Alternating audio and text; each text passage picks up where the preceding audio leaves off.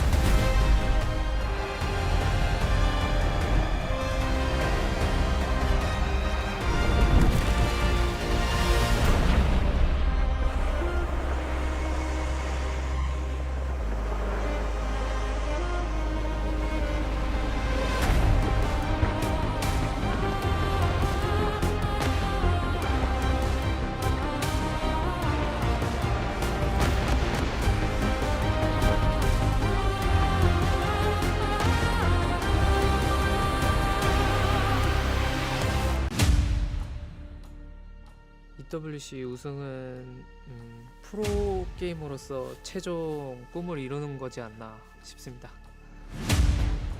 일단 결산대 우승이 없는 상태라서 제가 우승한다면은 너무 뜻깊을 것 같아요. 올해 끝? 그러니까 마무리? 네, 올해 마무리. And that is it! It's over! Clint is your world champion, defeating Serral 5-0. Obviously, we feel amazing to lift the trophy again, and it would make me the only back-to-back world champion in StarCraft, which never happened before. So the fact that I get the chance to do that is gonna be very fun and amazing and exciting. Against the Serral. Those files coming in. Oh, Hero! Not watching! He just lost almost all of his point rate. I think Protoss has a chance this year to take the throne. The recent patch made Protoss a lot more stronger than before. So yeah, I definitely think it's possible. 밸런스도 그렇고 그다음에 저그랑 테란 선수들이 프로토스한테 어려워하는 건 사실이니까 결승전을 갈 수 있을 것 같지만 우승은 뭐 힘들 것 같아요. 또 게이머 생활하면서 없는 커리어가 생기는 게 더 좋을 것 같습니다. Triple medevac and just seconds away to save the show. It would feel amazing to win again here in Riyadh since I won Gamers 8. 솔직히 긴장이 좀 많이 되긴 하는데 준비된 것 같습니다. Okay, keep it. Oh, the medevac. Okay, one medevac down, but hot pickups again. I am ready to crush my opponent's dreams and dreams.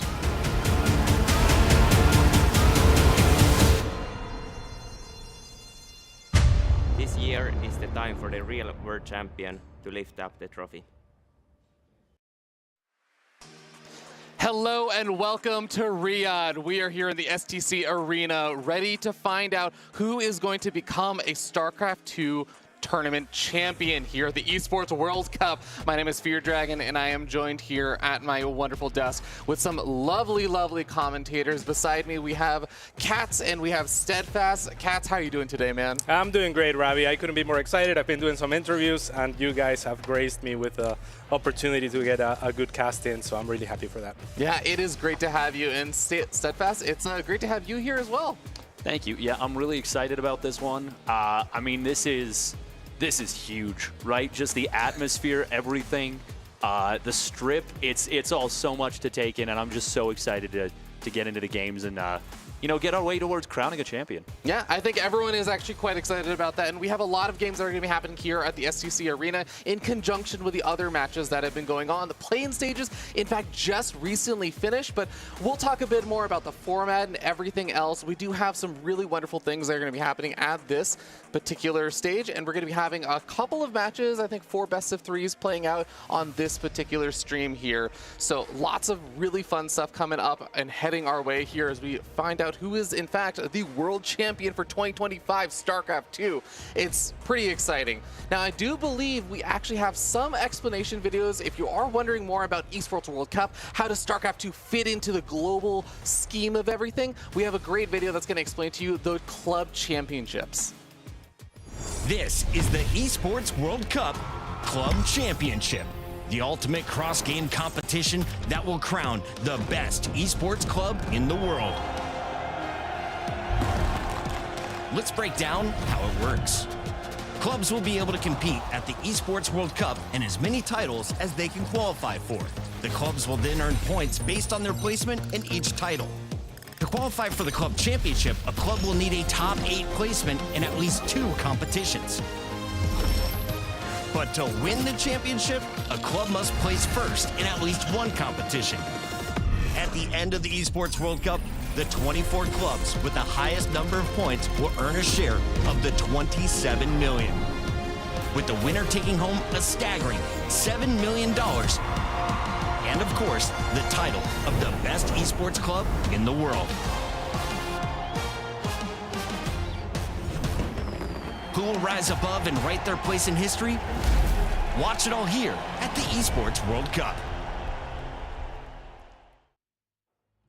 So much to fight for, so much on the line with that EWC Club Championship. And you can see what the current standings are at right now, with Team Vitality taking the lead at the moment. Steadfast, we have seen in the past year how impactful the StarCraft 2 Club Championship actually has, or StarCraft 2 trophy has been for the Club Championship. Yeah, I mean, you don't need to explain too much about it. Clem came in and dominated the field last year, got 1,000 points for Team Liquid. I don't remember exactly how many spots he bumped them up, but I know he bumped them up a hell of a lot, and you got to assume his bonus check for that was very lucrative. No, absolutely. And Katz, I know that you are very familiar with how impactful it can be for a team to show up, sometimes with multiple players at these events, and they're all vying for those spots. The impact of just making sure that your team overall does really well, I'm sure is a huge thing at play for all these players. Absolutely, and that is, I mean, in the matchup to come, we have a Falcons player as well. That is one of the teams that is the favorites. Last year, I believe they won over Team Liquid. They finished second. I believe the bump was like something like from 5th or 6th to second. It was huge. It was a massive thing. And it was one of the final tournaments, too. Yep. Just huge. Really, really impactful here. And of course, now there is a whole thing about how do these tournaments actually work? How do the individual game tournaments actually work? And what is with all these trophies and keys and stuff you hear about? We have another great video that's going to explain all of that right for you. No competition is as ruthless as the Esports World Cup. Its trophy system is no exception. The Club Championship Trophy, awarded to the one club that rose above the rest and reigned supreme across all EWC games. The Game Trophy, when a competitor closes their eyes, it's all they see, and it's not complete until it's sealed with a champion's key. Every participant earns a key engraved with their name. That's their right to compete. This year, returning champions hold a key unlike any other. Only one can place their key into the game trophy and become an EWC champion. The frame of the champion's key is embedded into the totem, a stone marker of legacy displaying every champion of the year. The keys of the eliminated will be crushed. The champions select 3 broken keys as a personal token, a reminder of who they have humbled. Beneath the totem, a resin block holds the remaining keys, a graveyard of fallen contenders. Will your dreams be broken or your name carved in gold and stone? At EWC, nothing is granted, everything is earned. And earning it is exactly what these players are going to try and do this particular week. There are a lot of matches happening, and I know that a lot of people got a lot of satisfaction, Cats, out of those crushings, especially last year, of the keys. Yeah, absolutely. It's going to be a wonderful feeling. Obviously not so great if your key is getting crushed and you have to hand it over. But it's very ceremonial happening, and it is very cool. I think it's very unique, and I definitely love that about the format. Yeah, absolutely. And Steadfast, I'm sure that is there any player that you really are looking forward to seeing their key crushed? I want to not who you want to win. Who do you want to see his keys crushed? Wow, you're really putting me on the spot. What a heartless thing. You know, I think it would be really interesting if one of the 3 players that Clem put in his trophy got the revenge and put it in theirs. I like that. A beautiful centerpiece of the former champion who you took down. That's what I'm looking for. I love that. That would actually be perfect. And of course, it is going to be a question of who is going to actually be that champion and how do they get there? What is that road going to look like? And of course, we do have the StarCraft 2 tournament format that you are going to be seeing this whole coming week. A new StarCraft 2 World Champion will be crowned here in Riyadh in just a few days, but the road to the top is never easy. So let's take a look at how the path to glory will shape up for our contenders.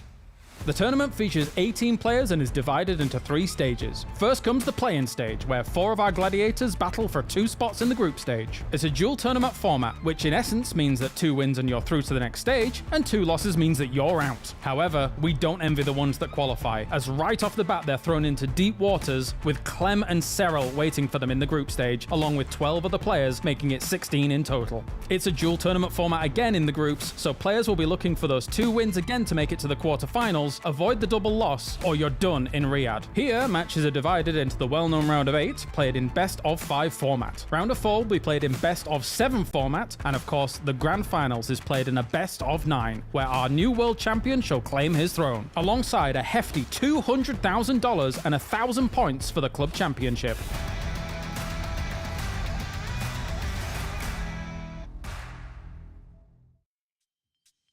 A nice and easy format there for these players, but of course it is not going to be a nice and easy road ahead of them, Cats, as that tournament format, it can be both a little bit, easier in the sense that there are some second chances here and there, but it is still going to be very brutal.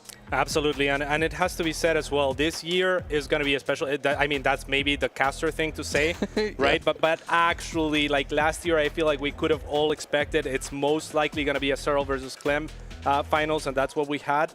But this year, I feel like here's the favorites on your screen. Some of them contested by the casters. I actually agree with the favorite screen, but I believe truly that any one of those 6 players can win this year. Yeah, any takes on this lineup here for this Steadfast? No, I really got to echo what Katz was saying with that one, because to be honest, like going into it, I remember we were doing a pre-show. We thought it was like a 50% chance that Serral was going to win last year, which is ridiculous to put out as a concept. Obviously, we were wrong, and Clem came in and just threw a wrench into everything. But this year it feels like every single player has shown some kind of weakness in their armor. We haven't had a totally dominant player. I would say the closest probably right now is Classic, but even he hasn't had that huge offline performance just recently. I don't know, I really do think that this is one of the most wide open fields we've seen in not just the last couple of years, but maybe like the last 7 or 8 years of Legacy of the Void. This feels like just a completely different tournament. Yeah. It is really going to be a very special kind of event here, and I think there's a lot of different matches that people are really looking forward to with this. Katz, what's the match that I feel like you are looking at this whole round of 16 that we have coming up? What's the match that you're looking forward to? Probably the one we're going to cast right now, actually. I'm a huge fan of that one. I mean, there's a lot of stories there, but I guess we'll get into that later. Yeah. So yeah, maybe we can start with a different answer from Steadfast. Yeah, for me, I think I got to go Serral Beyond, because I picked Beyond to get out and be the one to challenge Serral. Not that controversial of a take, but where pretty controversial of a take. You think it was a controversial take? I would say so. You maybe think it was a... You're saying Beyond makes it out over Serral? Oh, well, I was leading up to that one. I was building to it. I was saying I think Beyond makes it out of the open stage. The play-in stage. That's finished now. I did have Beyond actually potentially being the only one to beat Serral out of those 4 players, and I think it could absolutely happen. So I'm really looking forward to that. Maybe that's a hot take. Yeah, if I may. Maybe it's a Dr. Solomon Al-Habib hot take, but we'll wait and see how hot it is. Yeah. I think you're definitely right, though. A lot of people did have their eyes on Beyond to make it out of that play-in stage, and it's very interesting to see him now facing off versus Serral, because it was the option of Serral or Clem, Cats, and both of them are pretty tough options. Absolutely, and I mean, Bjorn is a fantastic player, a former world champion in his own right, and you know, he is who he is because he's so great. But at the same time, he kind of struggled with Lambo, and that's not to put down Lambo or Bjorn. Really, Lambo is a wonderful player, but he's no Serral. I mean, nobody's Serral, you know, like, yeah, he's incomparable. So that is a really good point. It did feel like Lambo was playing well above his level, and you know, it is a little bit heartbreaking to see him go out. But that does make me wonder, how will Bjorn match up against Serral in the upcoming match? Yeah, and we will get to see a bit more of that, as that is going to be one of the matches we'll be covering here, I think, a little bit later on. But that first match of the day, as I think you alluded to, Katz, is going to be Zoun versus Solar. And Katz, you were saying there's some stories and stuff there. Tell us a little bit more. What's coming up in this first match? I mean, it's obviously two Korean powerhouses. They're not even on the list of dark horses, I think. Perhaps unfairly so, but every player at the tournament is obviously insane. More importantly, both of them are representing two of the favorite teams. The winner of last year, Falcons, against Vitality, who stands at the top of the team rankings this year. And, you know, like I've talked a lot with Solar. I've traded ideas with Solar over the years. And we talked to him leading to this event. And Zoun is one of the hottest Protoss players. And really, when you slap hot and Protoss together in this day and age, that's a dangerous combination. Oh man, for some reason I thought that was going to be some word pun or something when you slap them together. I mean, I'm sure you could come up with something there. No, I got nothing on that one. Hot Cheetos. All right, Dave, Katz, back off for a second. Dave, I'm really curious. Both of these players, to me, are players that are extremely capable, have shown their mettle in the past, but I think they are still looking, both of them, for that kind of like larger run deeper into the tournament and everything. Who are you kind of favoring coming into this one? You know, I really went back and forth on this one because initially I was like, oh, if it's a best of 5, I think I give it to Zoun because he feels really solid right now. He has some of the best late game spellcaster control of Protosses in Korea. I would actually rank him #1, maybe even above Classic, which that might be another hot take right there. But I think when a best of 3, Solar is going to have some nasty, sick builds. I think we're going to see maybe some layer timings with you know, the German taxi and just that Overlord speed, no roach speed. I think we could see some maybe spicy stuff coming up. I think if it were to go to a longer series, I'd favor Zoun, but I think in the short best of 3, I think I got to give a slight edge to Solar. Yeah, all the builds that you were mentioning are those kind of faster paced, more aggressive builds and everything, Katz. And I'm so curious, do you feel like Solar is going to be more favored in those kind of like games, or do you think it's going to be more Zoun? Well, experience is definitely there for Solar in this kind of stage. He has been doing this probably for the longest out of anyone in the field, maybe not Maru, who was doing this since he was a kid as well, but he is definitely one of those veterans from the scene that can really know how to approach this type of tournament where you get a lot of time to prepare for an opponent. And I know firsthand that he has been doing that. He has been studying sound, he has been studying his options, and I think he's ready for it. So, all right, well, it looks like the game is ready. Guys, take it away. Absolutely. We have ourselves spawning up in the top left, the Korean Zerg player for Falcons. Give it up for Solar.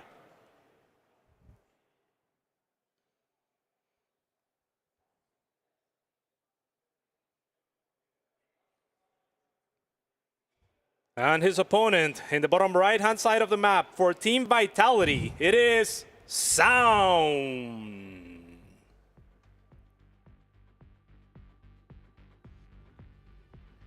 All right, Dave, what can you tell me about Incorporeal in this matchup?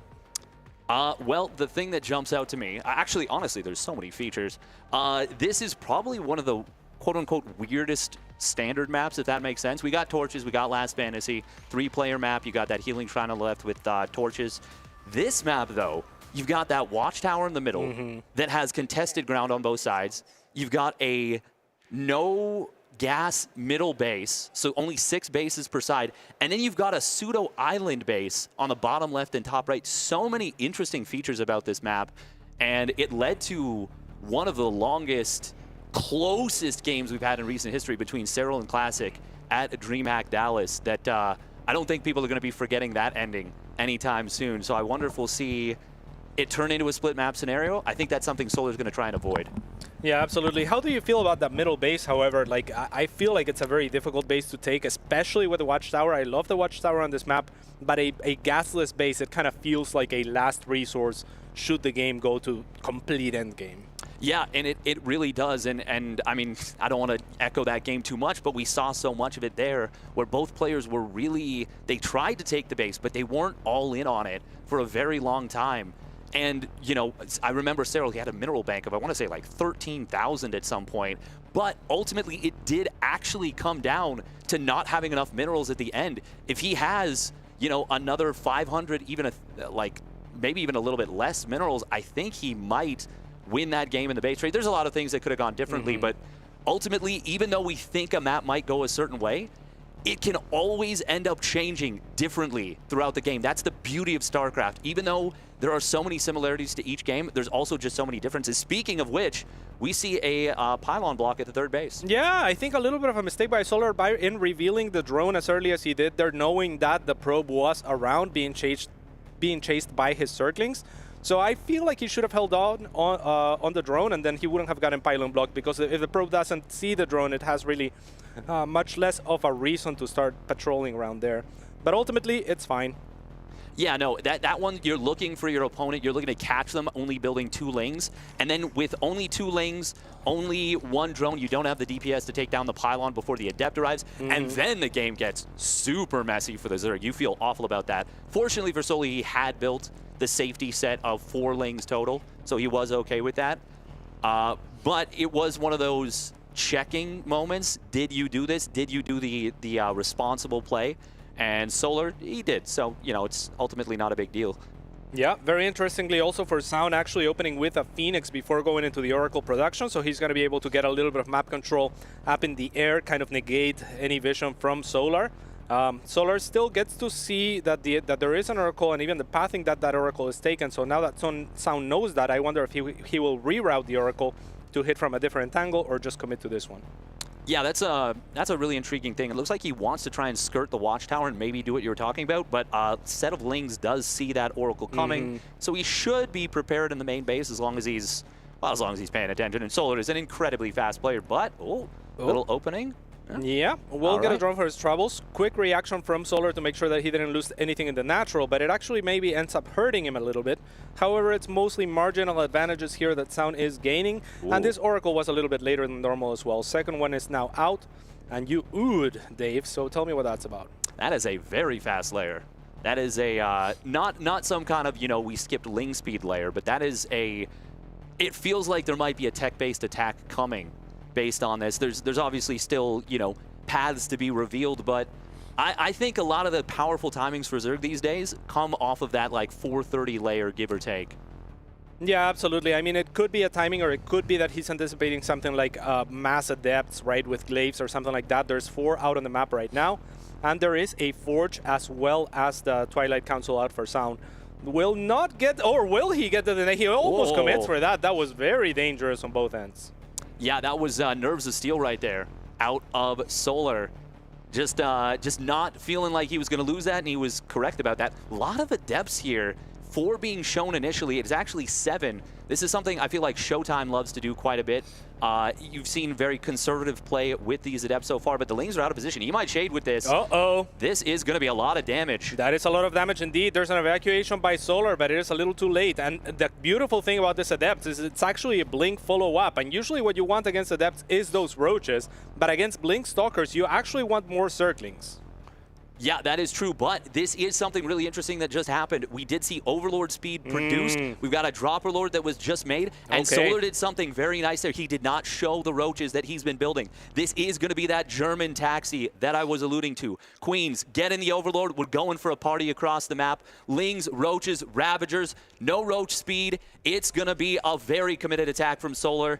And this is a big army supply advantage. Yeah, absolutely. I mean, Zoun only has the 2 oracles, and he's already committed most of the energy. Had he 1 more oracle, maybe it would be enough with the help of the Phoenix to kind of negate this Queens. But as it stands, it looks pretty good for the Queens to actually reign supreme on the air. However, a lot of Lings being sacrificed effectively to the oracles of Zoun. I'm not sure that that was the right call for Solar, who is now going for the 3rd of the Protoss player.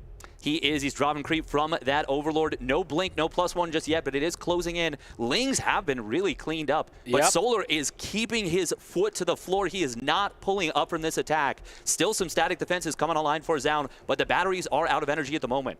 Yeah, that is a little bit of a problem for Zoun. However, I think a lot of those links that spilled in were a problem for Solar in themselves because that I mean pylon. he got so much value out of the Oracle. Zoun did.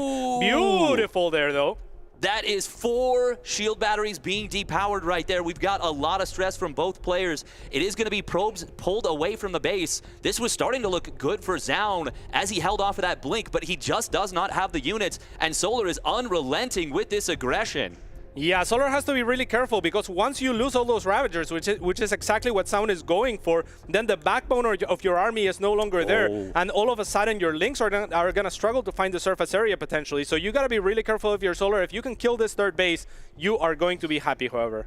He is, but he's droning very early, and he has not yet confirmed the kill. Grozabile will actually catch one of his own creep tumors, unfortunately. He's still got another one, though. So if he can get the kill on this, this is going to be a long time to retake this. Because, yeah, look at that. The Robo facility starts up. We still have these lanes getting in. So many coming in out of nowhere, and that is a creep position. Defender's advantage at your opponent's front door. And Solar gets a really great fight at the tail end after killing the Nexus and droning up. Yeah, exactly. The droning up is the beautiful part here. Solar basically anticipates, I have enough already on the way and on the field to get the third, and that's all I want. Then chooses to disengage. Zoun doesn't have that information. Zoun has to anticipate that Solar could be continuing on with the all-in. So it's a beautiful transition for Solar into the economy, but Zoun is wise to it now. As soon as he sees that Solar is retreating, he will drop extra tech with the Templar Archives and try to reestablish his third. Great. Yes, he is, of course, going to take that pocket third here. Obviously, no creep spread there. It would have been amazing if Solar could have sneakily dropped a queen, but we don't all have 7,000 APM.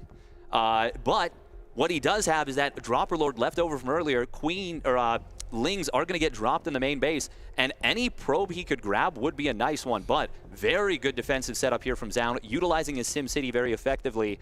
We are going to see this Blink Stalker trying to survive using that cheeky little, you know, kind of hop across the pond move. But Solar, he's got the kill. Yeah, he's got it indeed. And now Zoun trying to kind of just probe into Solar side of the map, make sure that Solar has been making units, but maybe he's biting more than he can chew. As Solar didn't just make units, he made a whole lot of units and a lot of Ravagers. So he is looking for the next set of this attack where he's going to look for another cancel on the third. And I think if he wins this fight and he gets another cancel on the third, it's probably lights out. Zoun knows it, will tap out, and Solar gets a point on the board. Yeah, very nicely done from Solar right there. I was looking at that attack, and you know, I saw a lot of Blink Stalkers on the field. I saw that there was the base was still pretty high in HP. Lings were getting cleaned up pretty quickly, and then that shield battery or that pylon went down, and the shield batteries all got depowered. I know they were low on juice, but it was still, that felt like kind of the momentum swing right there, where that attack went from kind of being iffy to very successful. Yeah, absolutely. I mean, I think that Zoun did a lot of things right. I think the attack from Solar was a little bit sloppy actually to commit the Lings in early against the Oracles, because the Oracles were not going to find much utility against the Queen. So if you just hold the Lings back and wait for the rest of your army to arrive and then use the Lings, then you can zone out the Oracles better with the Queens, and you have more Lings and your opponents going Blink Stalkers. I think the biggest problem for Solar, for Zoun rather there, is his build order choice. As beautiful and as cool as it looked, to go into the Adept trick and then go into the Blink Stalkers, that was a beautiful mind game, but it just doesn't account for an all-in like this, right? It's just not the pieces that you want on the board. Yeah, and it's not that it's a bad build, it's that the Adepts didn't find that crucial information in time. If he sees those roaches, if he sees Overlords moving fast because of Overlord speed, if he sees something that gives him an idea that it's going to be this very committed, almost, I don't call it a fake third base, but 48 drones, you only got 2 bases saturation plus a handful extra. It's going to be really, really difficult to hold that, going up to 3 base full saturation, getting all that tech. And yeah, unfortunately for Zoun, he wasn't able to scout it. Great job from Solar denying giving that information away. And ultimately, yeah, it's a great start to this for Solar. Yeah, absolutely. A beautiful job there. And we can see that Minsu's in good spirits there on the camera. He was smiling a little bit. He is kind of sitting very comfortably, as he often does. Yeah, I mean, no pajama pants this time around. It seems like Falcons have provided him with comfortable enough pants that he doesn't need the pajamas. Yeah, those kind of look like, I don't think they actually are, but they kind of remind me of the old tearaway pants Just something about the fabric. But he's yeah, I've never noticed that. He crosses one of his legs over. Is that like, you obviously know him pretty well in terms of like some of his mannerisms. Is that like a common Solarism, I guess? I'm not quite sure, to be honest. I just know that he likes to be comfortable at events, and he will try to make the event kind of like how he would play at home. And I think that's a good thing to do, you know, just try to find that comfort, try to be as much at home as you can feel. And I think that he tries to do that. He tries to emulate that, and it works out for him. Yeah, I mean, it certainly does. And it certainly did in that previous game. I mean, we talk about speed all the time, but even though he was rated highly, and, you know, I talk about it all the time, a lot of people don't think of Solar as necessarily the fastest player, but he was rated by his peers as a top 3 fast player. So it's super important that when you're moving so fast, you're able to stay comfortable so you don't get those misclicks, you don't get in your own way. Absolutely. As we are now loaded into Tokamak Ladder Edition, in the top right-hand side, it is for Falcons, Solar.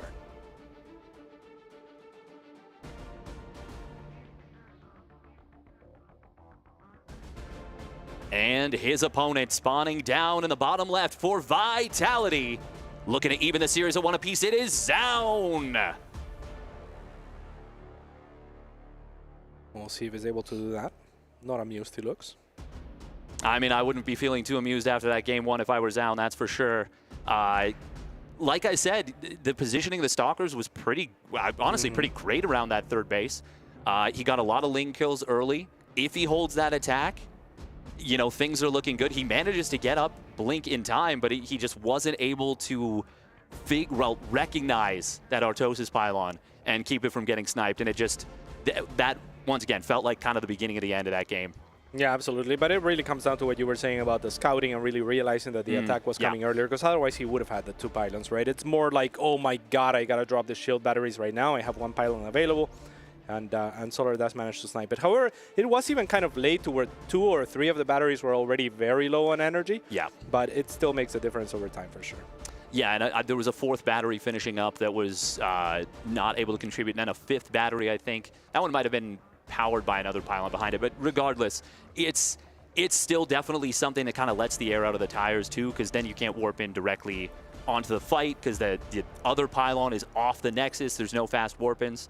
Just something that, like you said, it's so much easier to set it up ahead of time instead of having to get in the moment and crisis manage your way when you're, you know, in a super chaotic, high-pressure stake situation.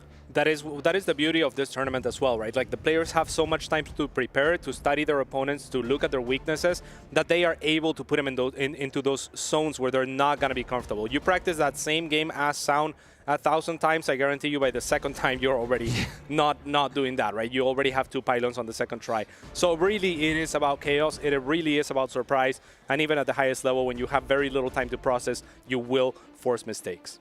That you will, and this is something kind of interesting right here. Normally we see this 3-1 split with the Lings, where one of them goes across the map and, you know, tries to scout in, but he sees what his opponent, like, that there was a small miss micro with the probe, so he pulls that one back that was going across the map to snipe that probe. Very cute little move from Solar. It does cost him 2 Lings ultimately. I actually think I want to see a cancel on the shade.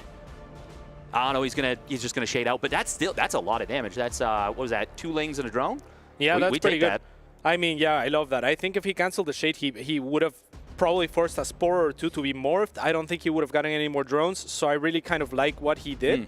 But I agree with you. I mean, the move by Solar was quite cool to just see that the probe was kind of capable of getting corralled by his Lings and pulling that Link back to make it happen. So really great moves, I think, by both players here, but maybe Zoun a little bit happier in the end. Yeah, it's, I mean, ultimately you can argue night and day about who wins out on such a marginal trade. Ultimately, I think it actually comes down to the players, whether they feel good about it or not, honestly. I think that's probably, it's a vibe check, you know? Absolutely. If the vibes feel good, then you're like, yeah, okay, we're fine with that. It is going to be that similar Phoenix into, I believe, double Oracle play once again out of Zoun. And this is obviously a big comfort play out of him. Ling, of course, does scout that 3rd Nexus there and sees it's a pretty darn standard 345, 350 timing. Yeah, for sure. But Solar only has 1 Overlord down on the map. That's really what you need against Protoss. So, you know, he's going to cut that corner, if you will, to not really lose anything else. The other Overlords are already kind of in position to be saved and sheltered by the Queens. So, you know, the Phoenix does the bare minimum, but that's all Zoun wants out of it. Yeah, yeah. I mean, ideally, you lift a solitary Queen, 2 Oracles get into a base and snipe 3, 4, 15 drones. Oh, actually, yeah. I mean, he went for the lift on the Queen, but didn't commit with the Oracle to try to snipe the other Queen. Maybe he should have waited for the second one, as you were suggesting. Yeah, that was a bit of a weird move. I feel like right there. That was a little bit unenviable. But you know, it's not the biggest of deals. Honestly, if he commits in, maybe he loses the Oracle. So a tiny bit of hull damage on the Phoenix, wasting some lift energy. It's not a big deal. We are going to be seeing a pretty quick 48 blink out of Zoun to follow this up. What that means, of course, is that you're going to have the blink a fair bit faster than that +1 weapons.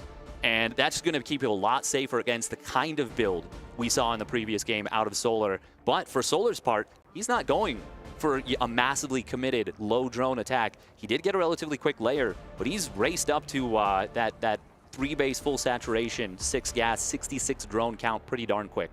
Yeah, and that's pretty good. I mean, given the circumstances, there's no adepts on the map that can really punish this for a while, right? Zoun is going to have to wait really for the blink to try and do anything. More so perhaps for the +1, but Zoun has his own transition as he now drops both the Templar Archives and the Robo. This could be very interesting. So, a lot of times we're going to think that that means a very quick hive, but it can also always mean swarm hosts. And Tokamak does have some nasty positions. I mean, most maps do. What about Infestors? Could that be the case? Oh, I mean, I could be Do you think it's going to be Infestors? I would like Infestors against Blink. I think it's a viable way to do it, but we'll see what Solar chooses here. I think that players have started talking a little bit more about Infestors in both CVP and CVT matchups in recent history. But I mean, the Infestation Pit is done, so it is going to be Swarm Host, Dave. Okay. I mean, that's interesting. How do you like this against what Zoun is doing? I like it a lot on paper until it got scouted immediately upon the Infestation Pit finishing. Very nice scouting right there from Zoun. And not only does he scout the Infestation Pit, he doubles into the main to make sure that there's not a hive starting up. And you can see right here, he's already looking around, scouting around, setting up scouting patterns for the potential Nidus network drop. This is really, really nice play out of Zoun so far. But it is not just a matter of scouting it. You still have to defend it correctly, and it's not the easiest thing to do. Swarm hosts are one of those units that you miss a wave, and things can get very nasty very quickly. And that is where I'm wondering how this very fast storm is going to come into play. Is the storm going to be able to actually negate the first wave of Swarm hosts easily, Dave? That is a really good question. We're going to have to take a look at the third base right there. Blink Stalkers will get out of there. Little kind of bit of a bait of the first storm. There are 2 more storms available at that third base. And you have batteries too, right? I think so. That's a good question, but this is a lot of DPS very quickly. Stasis wards, that's what I wanted to see. We've got one getting triggered. The other one will get baited out there. Oh, beautiful. He is just going to drop into the mineral line, forces his opponent to storm his own probes, but a very quick pull from Zoun. Excellent crisis management from the Korean Protoss. And from the Korean Zerg as well. I mean, to drop those into the mineral line means that he has to storm the probes, like you were saying. Anywhere else, I mean, I think the first wave gets negated by one storm, and Solar is really sad, but here he actually finds value in a position that looks very difficult. Yeah, I still think I like this for Zoun coming out of it, but there is so many more opportunities for Solar to still find damage. However, Zoun has gone very quickly up to a 4th base, very quickly up to the double Stargate Tempest transition. Meanwhile, a big blink forward against the Roach army. Is there going to be anything to defend this attack on the right side, or the third base? The answer is yes. Very nice probe pull, great storms, and a really great defense from Zoun once again. Yeah, and the Roaches are going to get out, luckily for them. But yeah, there's definitely more Stalkers than they can handle right now. So the Vive check goes in favor of Zoun once again. Feedbacks are possible here onto those Queens, should Zoun want to do it. But maybe he wants to just wait for that next set of Locusts. Yeah, I think that would be the better value play. Because, I mean, the Queens, wherever the Queens are, the Oracles can just go to the other side. And I love this, what he's doing right here. He focuses that Nidus network. The attempt from Solar to really pick Zoun apart is getting kind of blocked at every turn. I just got to give massive props to Zoun for this defense. And once the Tempests are out, I mean, the tech disparity is going to be a little bit harsh. We do have that Hive done. It is going to be a lurker transition behind this, and we've seen Solar going up to a decent worker count.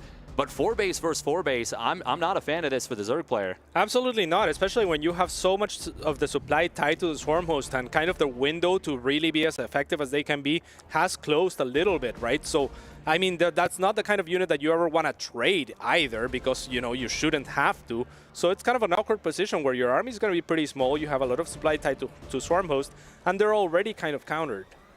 Yeah, it's definitely awkward's a great way to put it. Now we do have on a very aggressive blink forward here, going to be able to snipe 2 lurkers. Beautiful. Really heads up play from Zoun there, and he's going to get away with this scot-free. That was an expertly picked pocket right there.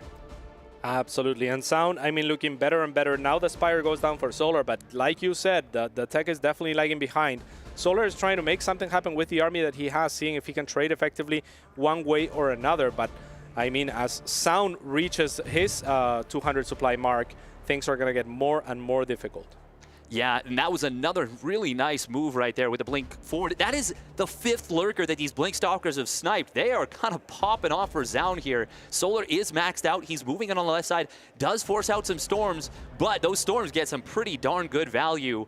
And Zoun, does he lose? Okay, this is actually starting to look kind of good for Solar. There's lurkers in position here. If he can snipe this base, that is really, really nice for Solar. Yeah, very impressively done, actually, for Solar to find the opportunity here. It was looking really, really good for Zoun, but now he's going to be constricted to 3 base. Still, he has kind of like the better army, I would say, down the line, but the Swarm hosts are now finding value on their own, as the army of Zoun has to move to defend the right flank.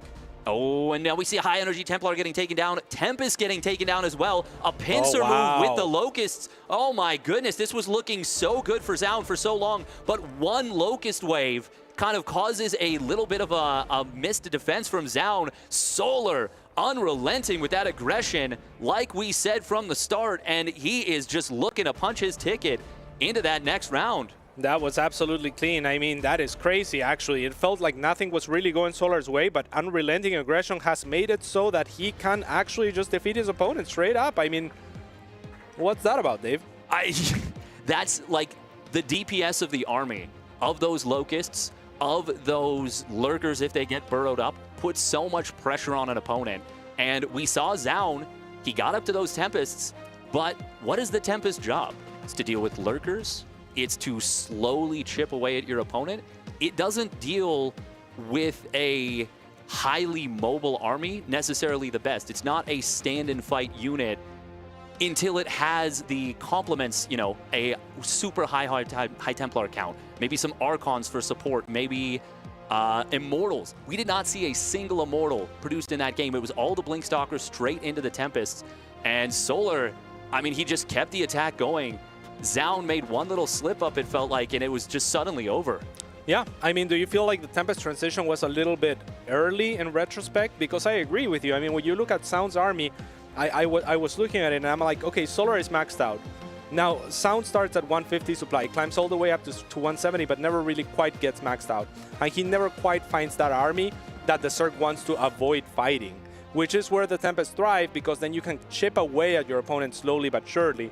Here, the Tempest DPS is just not really that high, and your core army is kind of getting whittled away still because you don't have that death ball that you want to support it.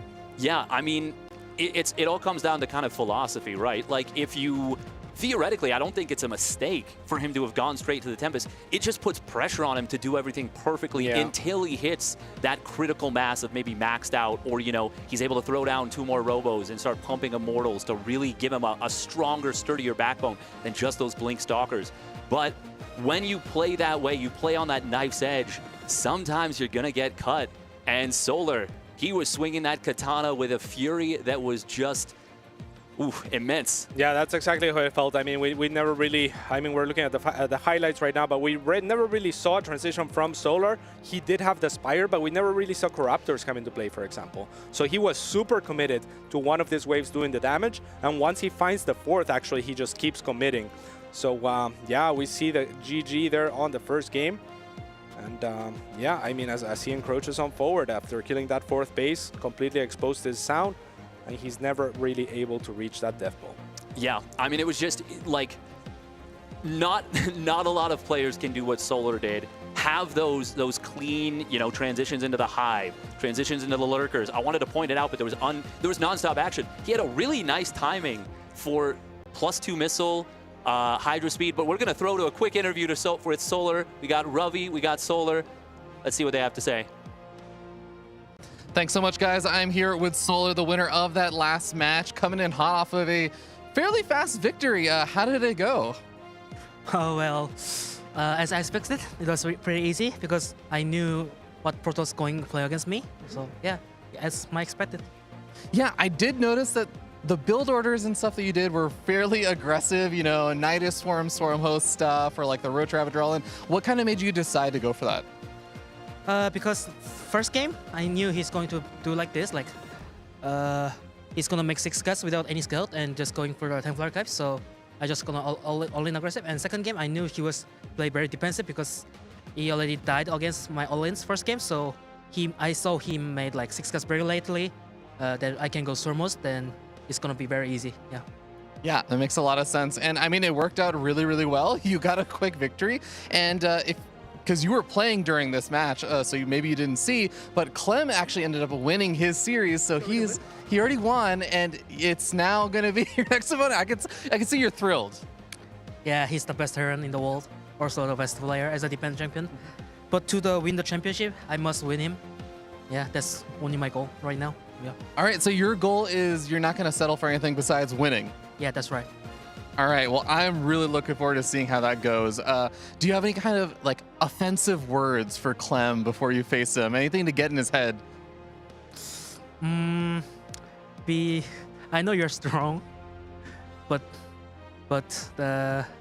we don't know tomorrow who's gonna win. I think we didn't play yet, so please be a little bit afraid of me. The most polite aggression I've ever heard. Thank you so much, Solar, and congratulations again on your victory. And we'll see you guys with the next match after a short break. Take care.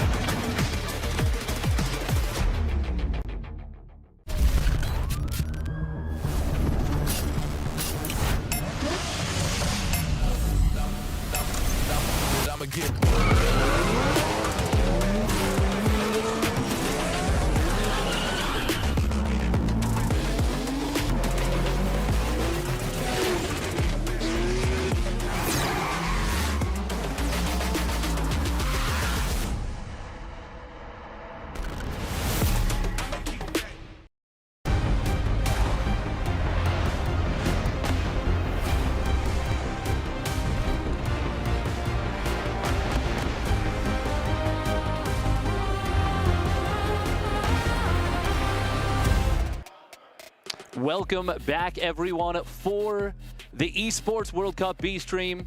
We have got ourselves a real David versus Goliath match here. It is going to be Maru versus Trigger.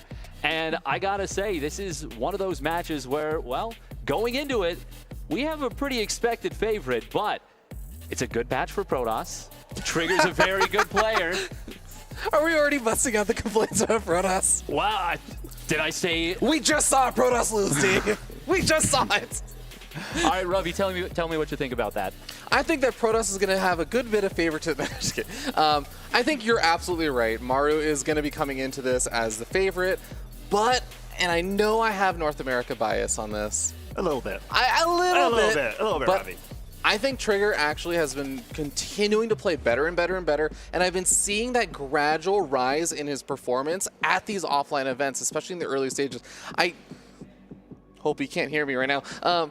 He's definitely faltered a lot in like the earlier stages of events, but that's normal, right? Career-wise, Trigger only got into StarCraft 2 in like 2019 or something.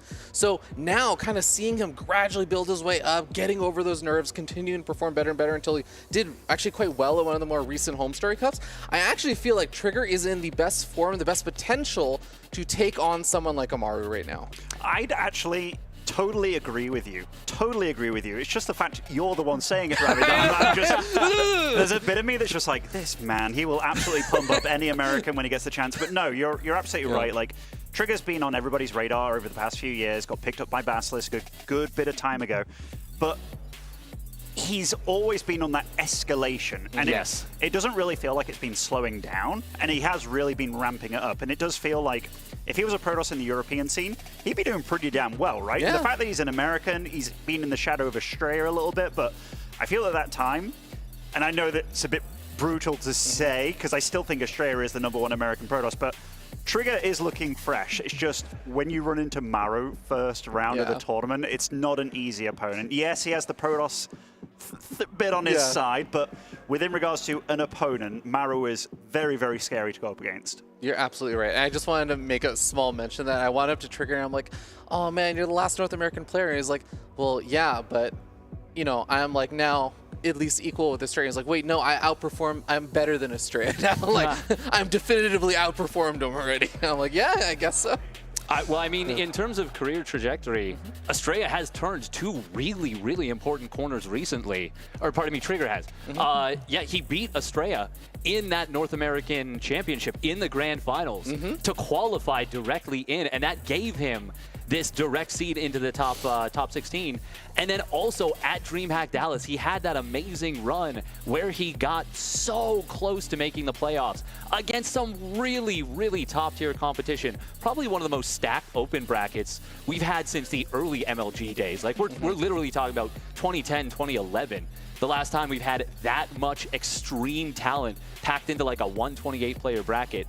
So for Trigger to show up and come so close against a player that we just saw kind of demolish Zoun, go 2-3 against him, I mean, that's gotta bode well for an offline tournament. You're absolutely right. And when you say, like, I wouldn't be surprised if Trigger does take a map here against Maru, like, I genuinely wouldn't be surprised. It's just, Maru, he's the GOAT Terran. He really is. And the thing is, we all know that he's gone through like injuries and stuff, but talking about that stat bracket, it was Maru the one that took the crown at the end of it. So even though Trigger did very well, we could talk about that he did do exceptionally well, even against Serral, which, you know, he made it incredibly far as well. It's just, this is one of the end bosses in the first round. It really is. And there's no other way to like paint around it. And you see the win rates here. They actually look relatively close.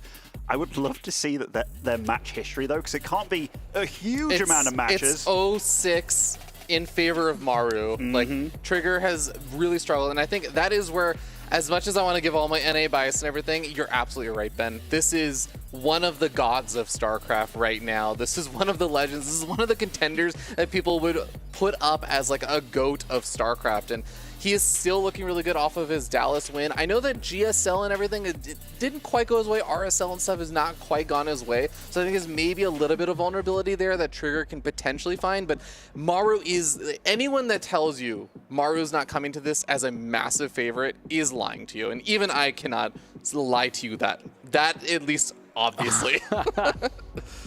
Well, I mean, you could, but it would just, it would be very transparent. We would just, we'd be seeing right through you. You'd be a ghost on camera at that point. But, okay. I mean, this is such a lame duck question at this point. Predictions. Ravi, what do you think? Okay. Despite what I said, I am actually going to predict, not that I think it's like the 100% most likely scenario, but I think that Trigger is going to win this 2-1. And I think that the games are going to be really close, but the other alternative reality that I think is possible is that it's like a 2-0 Maru stump and Trigger like kind of looks like he fumbles around a lot. I mean, that's definitely a possibility. The pressure of a first round opponent in Maru who is so willing to do the nastiest, filthiest cheeses to anyone. He doesn't care who you are. He's like, yeah, whatever, like, I don't know, I'll like throw a grenade at your computer or something. Like he just will do anything to win, as you should. Like that is what it takes to be a world champion or to be a player of Maru's caliber.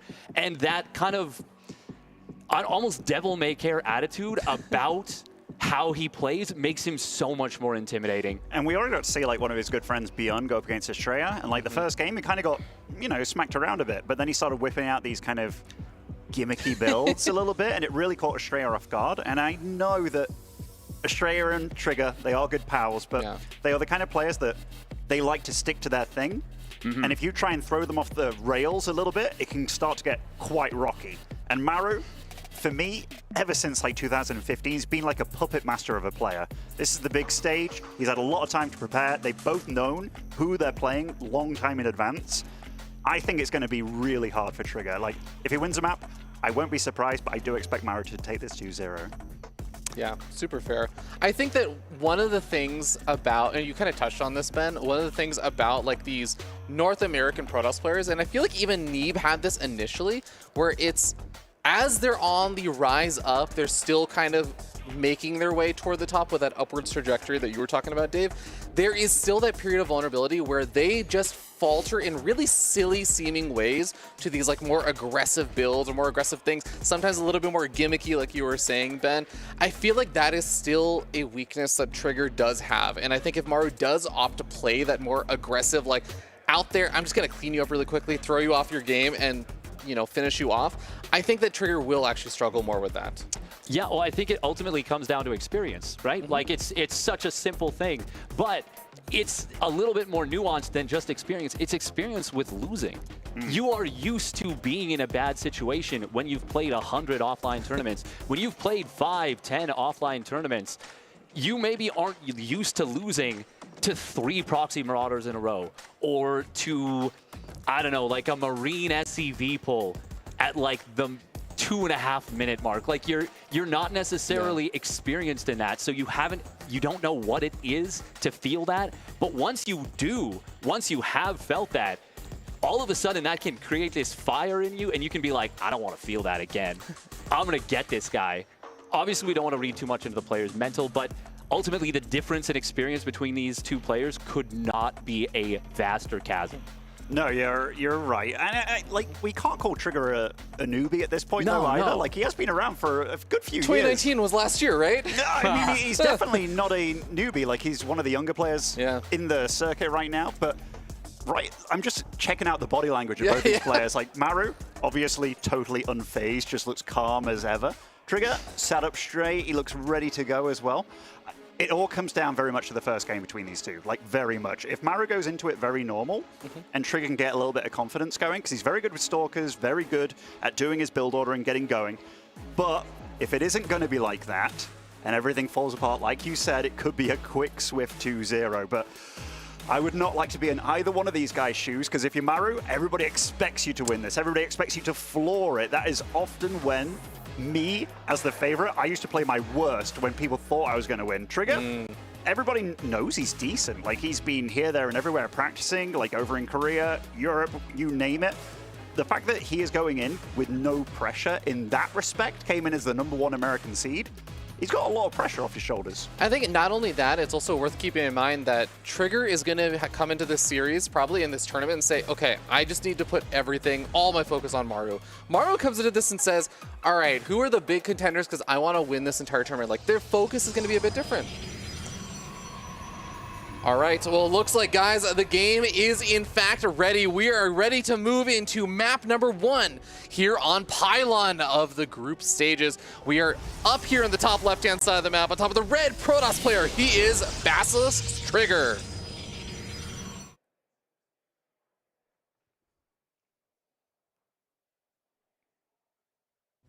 And representing Vitality with a heart rate far higher than what it looks like, it is the GOAT Terran himself. It is Maru. Maru feeling those nerves, man. 100, you know, you look at him, you're like, mate, that isn't 140 heart rate, is it? That's crazy. But you see these deep breaths, and now you kind of feel like you know what lies beneath. 150 already, the game's not even begun yet. I know, it almost reminds me, you watched Brooklyn Nine-Nine, right? It's like Captain Holt, it's like you trying to appear his face, it's like anger, sadness, pressure, stress, and it's all the exact same face, but the heart rate does not lie. And I'm actually a little bit relieved also to see the Trigger's heart rate, you know, at like a 103, it's kind of like I'm a little bit elevated, but it doesn't seem like he'd be too anxious, something like that. In before it's actually like switched, you know? It's actually Trigger that's like freaking out. Get a defibrillator. No, but this is going to be interesting. Trigger, he's being respectful here. Nice little probe scout. We'll keep this around to find out whether it's going to be a Reaper or a Marine. If a Marine pops out, you know the timing, and it's like, okay, I'm going to get away before this happens. And a factory, so he knows from this scout, most likely it's a double gas opening. Very safe opening by Maru, and respectful from him too. So a very, very respectful game on our hands so far. Yeah, and I think one thing about this opening for Maru also is leading into what we were talking about earlier, that ability for the more experienced player to throw out something a little bit more aggressive and to kind of just force your opponent off their game plan. This is definitely one of those kind of openings that can do stuff like that with that faster factory. It definitely can. The Reaper does show itself now. Gets to see, okay, it's a Nexus opening. That's nothing to worry about. It's exactly what I expected. Gets to see the Adept Shade as well, so he knows that's coming over the map, and it will be a Twilight Council opening. When I've seen Trigger play PvTs, I know he's been a Stalker boy. Now, I have no idea how much Maru really looks into what players do, but getting the Reaper early on, that's actually quite a nice big deal here. So first blood goes to Trigger. Yeah, and now he's going to be very free to move out with both his Adept and his Stalker to the other side of the map. And I think you're absolutely right. Trigger is someone who loves those Blinky boys. He loves in general, I think, a lot of like early unit micro. He loves playing like micro tournament maps and things like that in his spare time. So not going to be a big surprise, but it is going to be interesting to see how effective it's going to be against someone like Maru. Cyclone already going to lock on onto that Adept, and that Shade is way too late to save it. Yeah, that was definitely not what he wanted with that Adept crossing the map, and it's going to be a Starport switching onto this Tech Lab. Oh man, it really sucks that he ended up using that Adept or losing that Adept so early, because imagine if it had been able to shade forward or something, scout out the front, he could have maybe seen the Tech Lab being swapped onto the Starport, reveal it a little bit. This is super interesting, by the way. So he's getting the medevac and the Raven upgrade over here. So most likely, is he just hoping that an Adept Shade comes up again, or the Sentry comes and scouts this and he's like, oh, wait a minute, are you doing Cloak Banshee? I feel like this is almost a bit of a fakey build here, but we'll see what he does after the medevac pops out. But I'm looking at this and I'm like, okay, he's already being a little bit cheeky with this. Yeah, this is definitely really cute. I mean, it's not very often that I think a Protoss player will see the medevac first and then the Banshee second. So this could actually just throw Trigger a little bit off of his game. If he sees this first medevac, he says, okay, I dealt with it, starts moving out into the wrong position with the Stalkers, could be very unprepared for the Banshee. I do want to make a mention that there is a shield battery in that main mineral line. So one Banshee alone will not actually be the largest threat to the main. It won't, but you can really tell that Maru was hoping he was going to get scouted with this. Like, he was hoping. And the fact that it's not come from Trigger, like, he just skipped the Sentry entirely, right, with his build. So, yeah, the mind games from Maru not truly paying off here, but I think did he cancel his first Banshee and then rebuilt it again? So I think, again, he does have it, but no Cloak on the go. So it's going to be a Cloakless Banshee opener. This is a good amount of units as well. No Tech Lab on the second barracks. This is going to be quite a spicy little push from him. Yeah, but as you were kind of saying, the fact that there is no Tech Lab on that second barracks is going to mean that Maru really does have to get something done with this. This is something he is really committing to. He is, and I mean, if he doesn't get too much done, I mean, it's not as if Trigger's third base is super darn early. Like, the fact he lost the Reaper early on meant he couldn't scout, but this push packs a punch, and I believe the third will start going up from Trigger right now. So that is almost like the absolute anti-timing for that to begin. Charge isn't even halfway done either, and this is actually like the first scout from Trigger finding out about this push. This arrived on his doorstep. This is not what he wants. Yeah, he has 18 army supply to 43, and Immortal is going to be trying to pack a punch against some of these units, but the Sea Shank siege on up and it immediately target fire down that Immortal. It already loses a lot of its shields and loses a bit of its hit points. Shield battery going down. Warp Gate also going to be under fire here, and I mean, Trigger doesn't even have his flood of 4 gateways finishing up over here, even losing that one Warp Gate, losing the power to the Robo. This is brutal. He's going to blink forward for the Siege Tank, finds one of them, the Widowmine finds the rest of them, and the probes are going down. That Widowmine was lovely. That Immortal in the top there getting a lot of shots off, but Trigger's supply is plummeting. The lack of scouting really bit him in the bum here, and that is so much firepower left in the army of Maru, and this build from Trigger, this was just far too greedy, and Maru caught him out completely. Even that tank is going to get taken out by those two Stalkers, most likely, but no, and GG, salt in the wound. Maru takes a clean game one. Really, really well done there by Maru. Really didn't have any major moments that he faltered. I mean, maybe you could say like the Reaper Scout or something, but he just felt like he was never really out of control in that game. And that exactly that kind of style of aggressive opening that forces your opponent to react to you in some way. And if you don't react perfectly, then that's exactly what happens. Trigger kind of gets bopped in that game. I'm actually so surprised because Maru really expected a scout to come, like multiple times. You could see that with the way that he was playing and doing his upgrades, cancelling them, starting them again. He was absolutely expecting a hallucination to come. It never came. So like the mind games going on there with the cancelling just didn't happen. And it really felt like he thought, you know what, this guy hasn't scouted me at all. I know he's a blinky boy, if he's done any research, which I dare say he has, and that timing, it was a perfect timing to absolutely demolish his opponent. And Trigger, if he sticks with these kind of builds, because he is a guy that does like, you know, doing the thing. If you can get away with it, if you're not knocked off the track and you can get the game going, that's going to be great for you. But what Maru did here, setting the stage, doing something a little bit cheeky, but not that wild. Perfect opener. Yeah, I really does beg the question. I really wonder if that was, like you were saying, almost like an adaptation of my opponent really is just not scouting me. Even my mind game like has not really seen the effect that I wanted. did he just kind of adapt a little bit of and say, like, I think I can just go for this attack and he was not going to be prepared? Or if that was kind of his plan in the first place? You never know with Maru, but like the fact that it happened and it literally didn't get spotted by the time it was at his base, like that's a crucial error from Trigger. And when it comes to the stage matches and playing against things that you don't play every day on the ladder or in your practice games, because that doesn't work against a lot of stuff, but the fact that the plan was to get scouted and then to do something, like, yeah, it worked out amazing for Maru. That build as well from Trigger, he had so few units, didn't even have like a Guardian Shield available because he never made a Sentry, skipped all those techs, like that would have helped against that mass of Marines. Yeah, just caught with his pants down. You know, I think the more I like even try and think about it, it's just one of those situations where I feel like when you're an underdog coming into a match, it is more common to try and take those kind of risks and everything. And that maybe does lead into the part of the reason why it is oftentimes a more experienced player that goes for the aggressive openings. It just kind of naturally ends up finding ways to punish their opponent. But we are going to be up here in ley lines at the top right-hand side of the map on top of, once again, the red Protoss player from Basilisk. He is Trigger.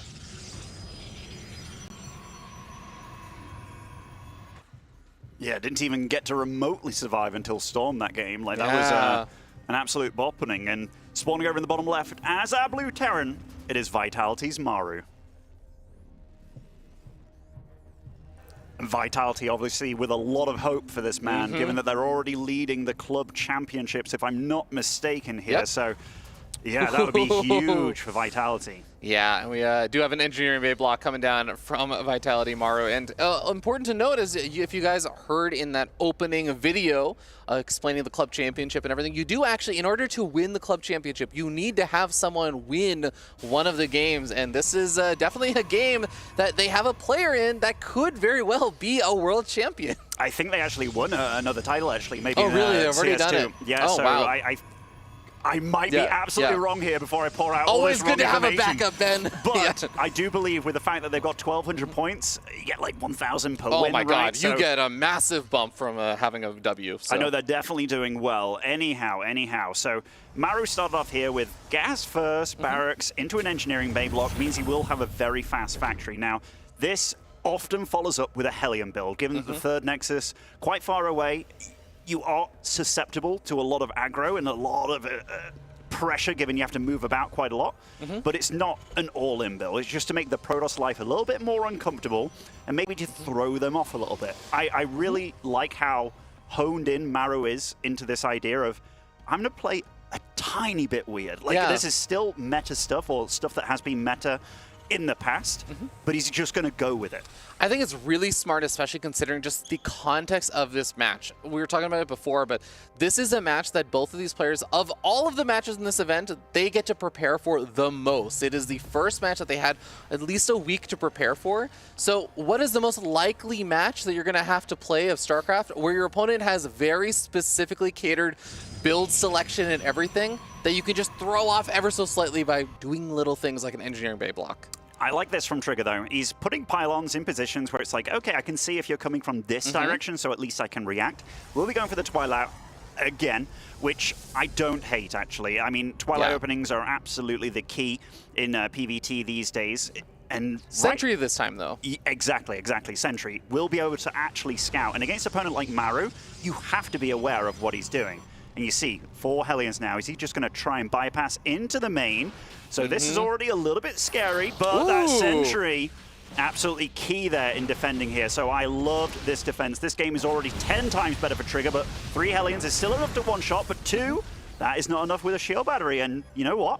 That is the best start that you could hope for here. Yeah, I'm not even sure if he lost a probe or... Okay, there's the second probe going down. We do see a little counter there. So 2 probes go down. One of them just actually, I think, one of the probes that were on the far left-hand side. So beautiful defense so far. And Trigger even splitting up his stalkers, so he even sees the Hellions darting their way back in and can get ready. Pulls the probes preemptively. Sentry, I thought maybe could be a target, but it's not a light tag unit anyways. So these Hellions, are they going to get into a dangerous spot? Ooh, they find one.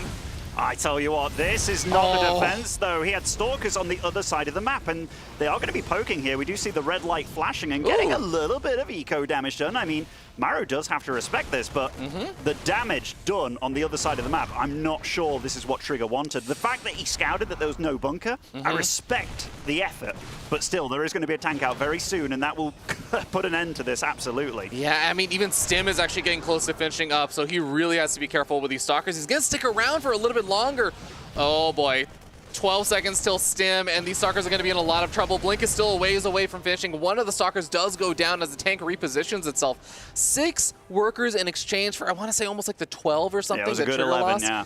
Yeah, that is going to be a bit rough, but it's still good that Trigger found some counter damage to the economy. Yeah, I mean, the first 4 Hellions didn't do too much at all, you know, took out 2 of them, maybe 3rd, but then brought in another 4, and I tell you what, Trigger did not really anticipate that, I feel, and most errands don't really do that follow-up, but now we've got 3 barracks active. We got Stim done, combat shields on the go as well. It is a decently late starport out of Maru, so it's not as if he can be super active on the map. So this is now Trigger's time to be aggressive and do those things that he likes to do. Be a bit cheeky, blink done, exactly when this hallucination is done, gets to scout the tank, so getting in there, does he want to do that? I guess not, but man. He's going to pick off the depot and get out of there, so free damage, free damage. Yeah, I want to say that was actually such a close and scary blink because the siege tank was sieged up in the main, but it was just absolutely barely out of range of the very corner. And ooh, this is big. Trigger scouts out the move out timing here. He's going to even see the SCVs. That is so big. He wants to buy as much time as possible. Charge is miles and miles away from finishing at this point, or kilometers, depending on where you're from. But Trigger is a North American boy, and he is going to try and find little bits and pieces of damage here to try and buy time. Maru's not going to have any of it, though. I misread this entirely. There's no starport even done in the main base of Maru, so he is just absolutely pulling everything here, and this is a mighty all-in. There are multiple sentries available. There's no Immortal out, which can help with the tanks and doing the soaking, but look at the firepower in the army. That is humongous, and this is a good position for Maru. I mean, one tank does fall pretty quickly, but that is so much Stim bio. But the thing is, it can't stay around forever. There's no medevac here, but that is a huge Artosis pylon there, charging up all of that tech and the shield batteries. Now, SCVs have fallen, but barely any of the army itself, and that army on the other side of the map has had to come back. The probes, they're not mining. This is getting real dicey. This is getting so scary, but the probes are still alive and Charge is getting close to finishing. Is it possible for Trigger to sacrifice one of the bases and mount a defense once Charge actually finishes? Even +1 is getting closer and closer to finishing. I like that Trigger's pulling off some of the reinforcements, and here we go. Probes being pulled into the meat grinder. The Marines absolutely slaughtering them. The Stalker's also going down, and Trigger is at half the supply of his opponents. Into the main, Maru goes, stimming to death. He doesn't care because his opponent is going to be dead soon anyways. I mean, he only had 3 gateways active, so even if you have charge lots, GG is called. Maru, in swift, decisive fashion, takes a 2-0 here. And I tell you what, he did not play totally normal at all, but he absolutely played in a way, and I talked about it before. I feel like I'm sort of in the same wavelength with Maru here. That's like against a lesser experienced player, but still an experienced player, but he knows what he likes to do. If you catch him off guard, throw him off the track a little bit. Yeah, he made short work of Trigger, and that, I mean, this is one of the hardest opponents to go up against in the tournament. So, you know, Trigger shouldn't go away with his head too far down. He is still in the tournament. There is still that lower bracket to talk about, but the favorite did go ahead. No, I think that's definitely a good way of summing it up, and it's tough that even the lower bracket is still going to be a tough place when you just have so many world champions basically in this event, but I think he's going to have a nice fighting chance in that lower bracket. This is here game number 1 where we saw that big old push in that Trigger just did not really see coming.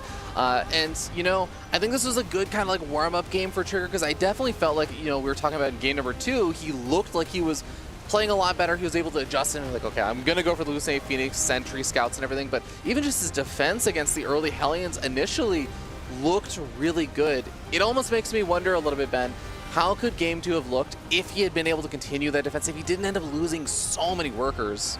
I think one thing that, if I look back on, I'm like, what could he have done differently? Just having those 2 stalkers or 3 stalkers that he sent across the map to deal the damage. If they stayed behind, I don't think it'd have taken even remotely as much damage. And yeah, scouting this, not seeing a starport, like I'm not sure exactly what he was thinking about this, but it was a weird game to call. Like, this was weird from Maru. So it was. I don't hate the fact that Trigger did what he did. It's just Maru's very good. It really is tough. But guys, I think we are going to be hearing from our champion from that last game, Maru. Let's hear from him on the stage. Welcome, everyone. I'm here with Maru, who just dispatched his opponent very quickly and decisively. That was very impressive. Congratulations. I got to ask, how do you feel coming into this tournament physically? How are you feeling about your condition? 일단 조성주 선수 승리 축하드리고요. 일단 첫 번째 질문은 오늘 좀 경기력 되게 좋아 보이시는데 오늘 좀 컨디션이 좀 어떠신지 궁금합니다. 일단 오늘 잠을 잘 자가지고 컨디션은 좀 괜찮았던 것 같고 또 생각한 대로 경기가 풀려가지고 다행인 것 같습니다. Yeah, I had a plenty of sleep, good sleep, so I'm feeling very well. And also, I think I played what I planned to do, so I think that went well. So, yeah, I'm feeling really good about it. That's good. You looked good. You looked decisive. You have been employing a little bit of trickery in your play, maybe even more than normal. Do you feel like you have to be a little bit more tricky against Protoss these days to win TVP? Or is that just something you're coming in with some special stuff right now? 이제 방금 경기도 그렇고 뭔가 좀 되게 공격적이고 뭔가 좀 되게 치즈스러운 조금 변수 플레이 좀 많이 섞으시는 것 같은데 좀 토스 상대로는 좀 이렇게 해야 좀 이길 수 있다라고 좀 개인적으로 생각하시는 건지 아니면은 그냥 좀 본인의 그냥 스타일을 좀 뽐내시는 건지 궁금합니다.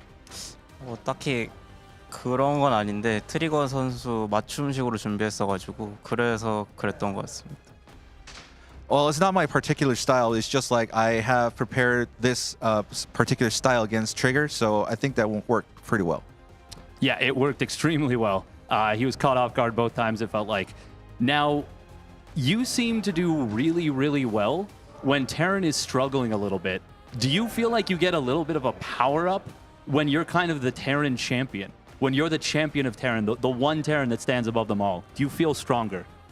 이제 뭔가 지금 테란의 마지막 좀 기둥, 마지막 희망 같은 그런 지금 느낌이시거든요. 뭐 테란이 어려울 때마다 항상 조성주 선수가 또 좋은 성적 내시고 활약을 하시다 보니까 좀 그런 부분에 대해서 좀 어떻게 생각하시는지 궁금합니다.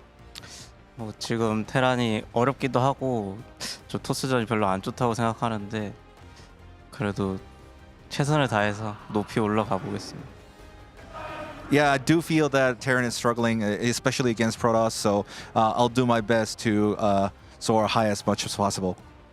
Yeah, I think we're going to see you do very well in this tournament. One last question before we send it back over.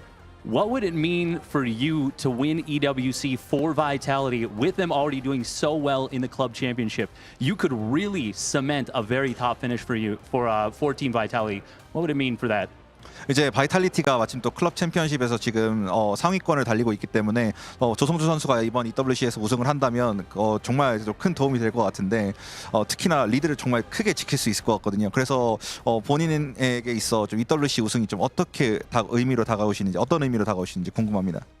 일단 개인적으로도 우승하면 너무 좋겠지만 팀적으로도 우승하면 굉장한 도움을 주는 것 같기 때문에 또 그렇게 돼서 더 좋은 것 같아요. 이렇게는 꼭 우승하고 싶습니다. Yeah, I feel it'll feel really good for myself as well if I win, but also having to contribute immensely for the team will be a much greater feeling for me as well. So yeah, I really want to win. Well, that is great to hear. We'd love to see you be the hero of this tournament for your team and of course for yourself. This was Maru, of course, taking a very decisive first round victory. I'm Steadfast, and we will go to a quick break. We'll be back after this.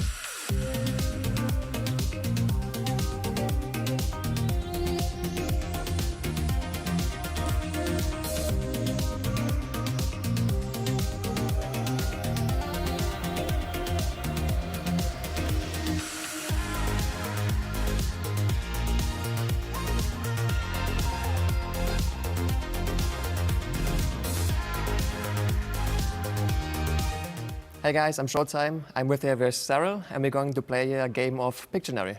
You want to start? Sure, I can start, whatever. Go ahead and... All right, it's pretty long text already here. Okay, then let's see. Fair. This should be pretty easy. Mm-hmm. Looking forward to it. So,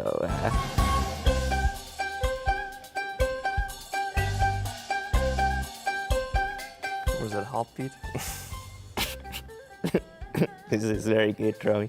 All right. What are the guesses? I have no clue so far. Come on, man, this is so So obvious. it's like a snake in the middle, it's like some, I don't know.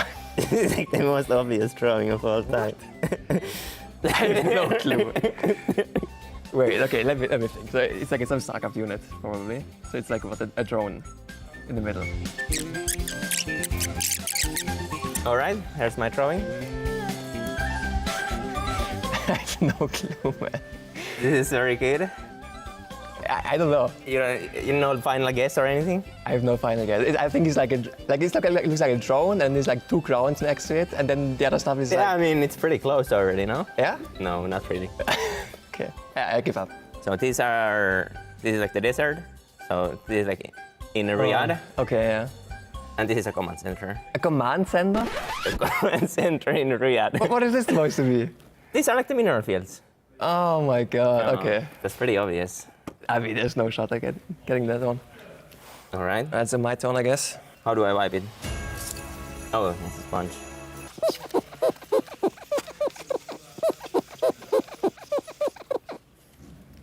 I'm pretty good at guessing. How does it even look like? I don't know. Hmm.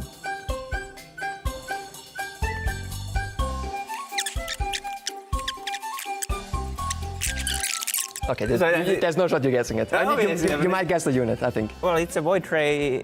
Yeah? On top of void tray on Mars. No. I'm pretty good at guessing. I mean, on top of Riyadh. No, it was a void tray being filmed by Steve Irwin, but no clue, to be honest. I look this way.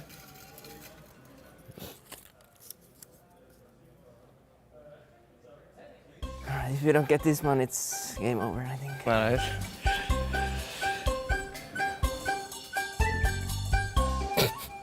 Alright, let's do this again. Not a good start. Eiffel Tower. Colossus attacking Eiffel Tower. That's good enough. Good enough? Yeah, I think that's good enough. It was... The Colossus burning down the Eiffel Tower. Burning. Where are the flames? Well, I didn't get that far yet. Alright, fair enough. Yeah, that was pretty good. Come on, give me like something doable. Okay, you can. Right.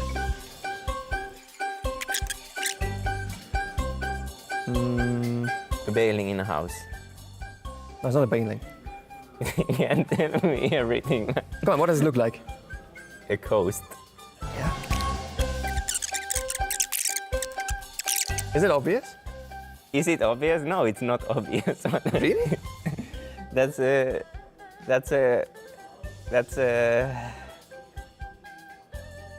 Yeah. It's all I got. Coast Academy. I mean, you got that part right. Okay.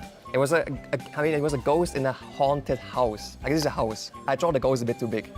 I wanted to do like tombstones, but I didn't know how the tombstones work.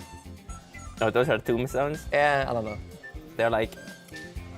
They have like a round top tombstones. Round? Not all of them.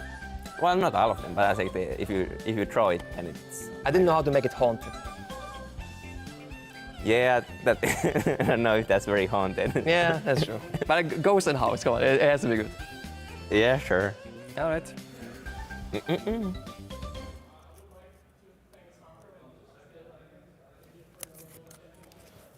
I can do that. Are you getting all the easy ones? Come on, man, that was pretty easy.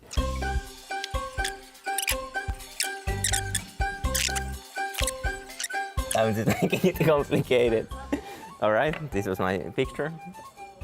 It was half good, but... It looks like a spying crawler, but I don't know what the rest is. You don't know any... You know final guess? No, I had no clue. Well, like, obviously you can't get it completely correct with this photo, but... What was it? Well, this was a Mutalisk, obviously. A Mutalisk? That's how Mutalisk looks like. It's like a J with wings. No, it's a J with wings. But it was in a sauna. But the sauna is like half done, you know. So. Yeah, okay. I mean, I thought it was a spine crawler, to be honest. Or like a spore crawler. Like, did they actually have like this? Doesn't really... Yeah, it's a J with wings. But it should be the other way, no? Isn't it like straight and then at the bottom it like shoots the stuff? Yeah. Oh, it's from your perspective. Oh my god, yeah. Oh, you're watching it like this way? Yeah. Should I do it? I guess maybe I should do it. And now it makes more sense, yeah. To me it looks like a spine crawler or a spot crawler. You're watching it from a different perspective. Yeah, okay. Makes sense. Oh my gosh. Alright, that was Pictionary with Serral and me. I think we did a somewhat decent job. And yeah, see you next time. Bye-bye.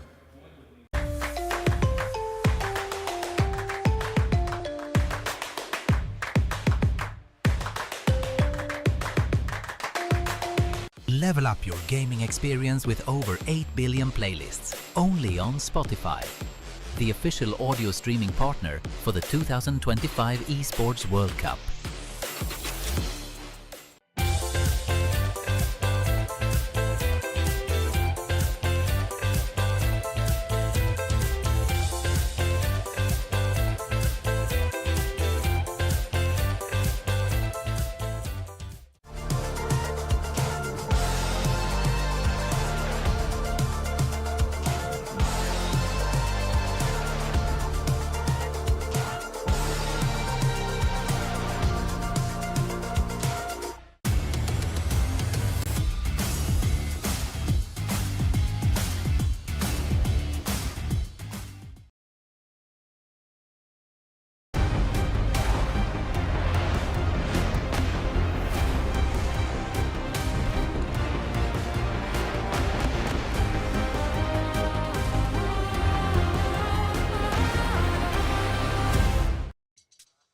Hello guys and girls, welcome back to the Esports World Cup StarCraft 2. And here I am Liquid Demo, joined by my good friends Fear Dragon and Steadfast. And here, the first match, or rather the first match that I get to host over here, it is going to be a real clash of awesome, I feel. So I want your guys' thoughts about this one. Ooh man, this is going to be a funky one, because, okay, Dave, I already told Demu this fact, so you get to ask it.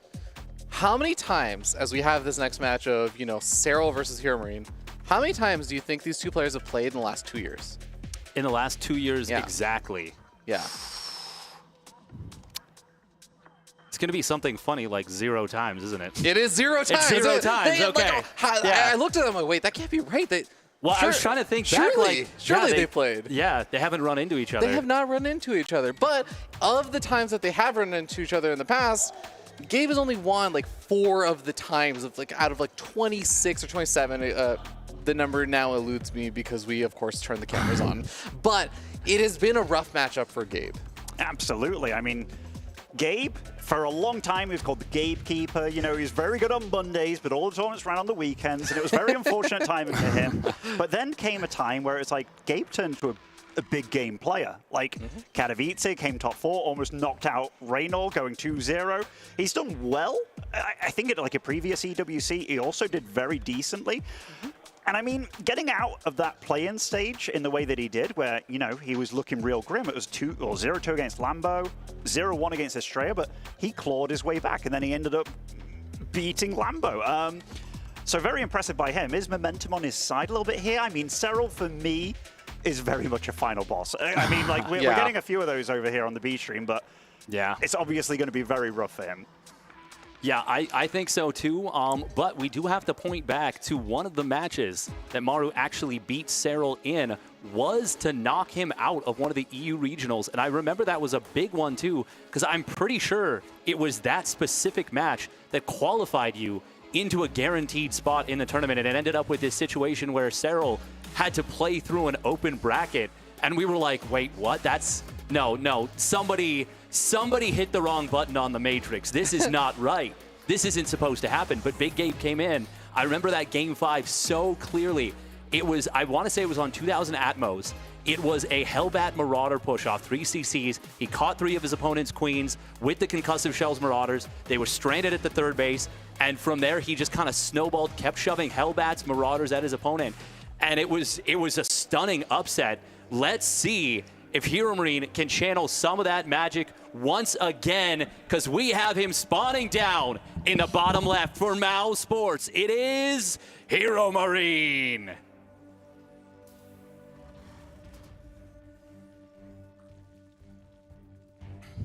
And his opponent up here in the top right-hand side of the map, most people's undisputed GOAT of StarCraft 2. It is Basilisk's Serral.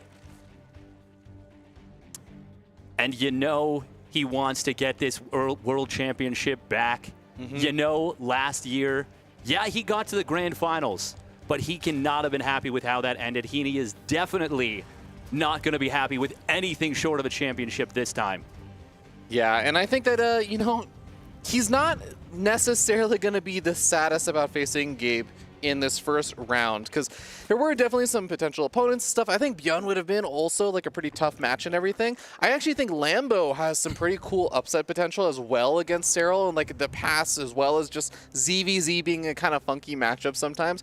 And even, I think Estrella probably would have been like an okay matchup for Serral, but I do think Gabe is one of the matchups that, again, just historically, Serral has typically had HeroMarine's number. Even the match that you were talking about, that was 3 years ago, and like 3 years and a month ago now, and it's the last time that Gabe managed to win a series against Serral. This is still going to be a very tough match for Gabe.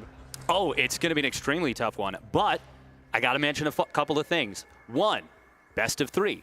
You don't have to come out with 3 different map wins. You can squeeze 2 in.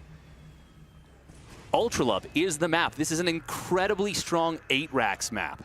And that is something that Big Gabe at HeroMarine loves to do. Have we been seeing a lot of 8 racks in TVZ lately? Have we? I haven't been keeping track. I haven't noticed.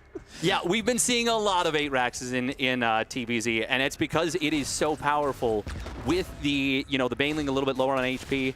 Serral will morph that Spore Crawler. He is going to get the save on the drone. You can see he was even trying to see if he could maybe get away with not morphing it, but he plays it safe and manages to keep everything alive. I mean, I know that back in the day that used to be a given, but players have gotten so good with their Reapers. It is not a given anymore that you don't lose a Ling, you don't lose a drone. Yeah, it definitely can happen here and there. And I guess to go back to and add to your list, I think Serral, I do believe right now, is one of the most beatable forms of Serral we've seen in the last like 5 or 6 years at this point. I think that Serral has shown some vulnerability in some of those things like RSL and all, like, or I think in just some of the recent events, Serral has not done quite as well. Maybe not RSL. That's not the correct tournament that I'm thinking of. Yeah, I mean, well, it's funny that you say he's vulnerable because he lost 4-5 at Star Zagora to Clem. Yeah. And he came 8th, How did his Dallas go? At Dallas, yeah, losing 2-3 to Classic. I would say top 8 for Serral, our expectations of Serral, that was an upset. It absolutely was, but that's the caliber of player we have. Yes. It is an upset when he doesn't win that massive tournament, you know? Not even getting top 2. We expect out of him at this point. That's a poor result, quote unquote, for Serral. Obviously still an amazing result. But we got to talk about this because we have a perfect transition from that last series into this one. We've got Gabe opening the series with a Hellbat Marauder. Serral has opened up with a Roach Warren. This is very good on paper for the Finnish Phenom, but he still needs to see it coming. Yeah, and this is something that we don't really see a lot of Terrans do as much these days, so I am so interested to see when Serral's going to catch wind of this. Right now, Serral's just kind of forcing out more roaches. He's adding on a couple more drones here or there. He definitely senses something is going to be coming that he has to have some defenses for, because that is like a fair number of roaches he's already made, and even though the Overlord doesn't make its way into the main base, it doesn't actually get the scout off. Is he actually going to be prepared for this? Yeah, what makes this still so dangerous for Serral is that if you don't see it coming, you're just building those safety roaches. And as long as you're careful, it's not necessarily the worst thing in the world. But these queens, I talked about it before, the 3 queens getting separated at the third base. This is looking a little bit scary for Serral, but he will pull back there. He's not going to get marooned. this will be his first look at this attack. These Roaches are going to try and bunch up around this base. Hellions are going to morph immediately into those Hellbats. Queen's not able to target down the medevac right away. Already a lot of damage coming in from Big Gabe, and he's got a lot of firepower here. Yeah, a lot of the Hellbats are starting to fall on that bottom right-hand side. The north side Hellbats are managing to survive. Drones being pulled off the line and are getting roasted and toasted. But at the end of the day, Serral is going to be able to push this back and still does maintain a slight drone lead. Was that too much damage, Dave? No, I think that was good damage for Big Gabe. Don't get me wrong, but that was a relatively strongly committed push. Is it a nice push for Big Gabe? Does it put him in a good position? I would say probably yes, as long as he keeps these units alive. But did it give him a winning position? Not necessarily. And this is really interesting. He started up, Stim canceled it, and is now throwing down 2 more factories. Oh, my man loves his mech, doesn't he? Okay, it is going to, in fact, be mech, like you were saying, and I think as our wonderful observer Insano was actually showing us, there's no upgrades right now for Serral, no Zergling speed or anything else. We do have Carapace now starting on up over here. A Slothling being slowed even more by Custom Shells. Not something you see all that often, but this is going to be an important thing for Serral to eventually scout, because he missed the scout on the initial attack and everything, but now coming in with the factories. Can we get a look at Serral's vision of HeroMarine's main base? I want to see if he's got any idea. Okay, he has seen nothing. I wanted to make sure. So HeroMarine maybe just kind of changed his mind about going into Stim, said, you know what, I actually do want Battle Mech behind this. I feel good about that. Something we got to point out, very different from the series from before, as that is a big scout for Serral. Very, very crucial scout. Gets to see the timing of the 4th and 5th factory as well. Hold that thought. Hellion run by at the 3rd base. Yeah, not that many Roaches over here either. There's only 4 of them, but they do manage to do enough body blocking. An interesting decision for HeroMarine to try and go down the ramp instead of going after the drones that looked like they were still pretty vulnerable. No, they didn't look like it. Those drones were on a frying pan with HeroMarine's hand on the button. Those drones were all but roasted. And for wow, that was a... maybe he thought that Serral was going to drop down a clutch Evo chamber block. Lambo did that a bunch. You know what? Lambo might have actually made him a little gun shy to go in there. Yeah, maybe. That's possible. Well, either way, HeroMarine doesn't really get the damage done with that kind of little run by. Ends up losing a few Hellions and a solid defense there for Serral as he gets his own tech up. Is starting to add on even more Roaches as that Carapace upgrade is finished. You got Burrow is also finishing along with Tunneling Claws. That is going to be a recipe for disaster if HeroMarine is caught off guard by that, because we have seen in the past how good Serral is with Burrow Roaches. Not just that, this is a game where, unlike that series versus Lambo, he doesn't have speed Banshees. He doesn't have an easy mobile answer to these units that are going to be everywhere. We are going to see an attack coming in here. Serral getting in from 2 angles, getting on top of the tanks on the bottom side, able to take 1 down. Second one going to be biled down. A 3rd one in the mineral line will survive for a while to get a lot of DPS here, and that will allow HeroMarine to get those 2 more crucial tanks in to secure the position. But that was already a little bit of a bloody nose on HeroMarine there. And Serral is just starting with this aggression. Yeah, he did lose a lot of his Roaches, so he does need a little bit of extra time to kind of pull back. And he has Burrow, right? He has Burrow, and he is about to finish up Tunneling Claws, so I think that's maybe what he's waiting on right now. Yes, absolutely, yeah. Yeah, this is going to be the big window of opportunity. Nice reaction there from HeroMarine. Gets the medevac out there in time. But here we go. He comes in for round number 2. Bottom side and north side. Both are going to be coming on in.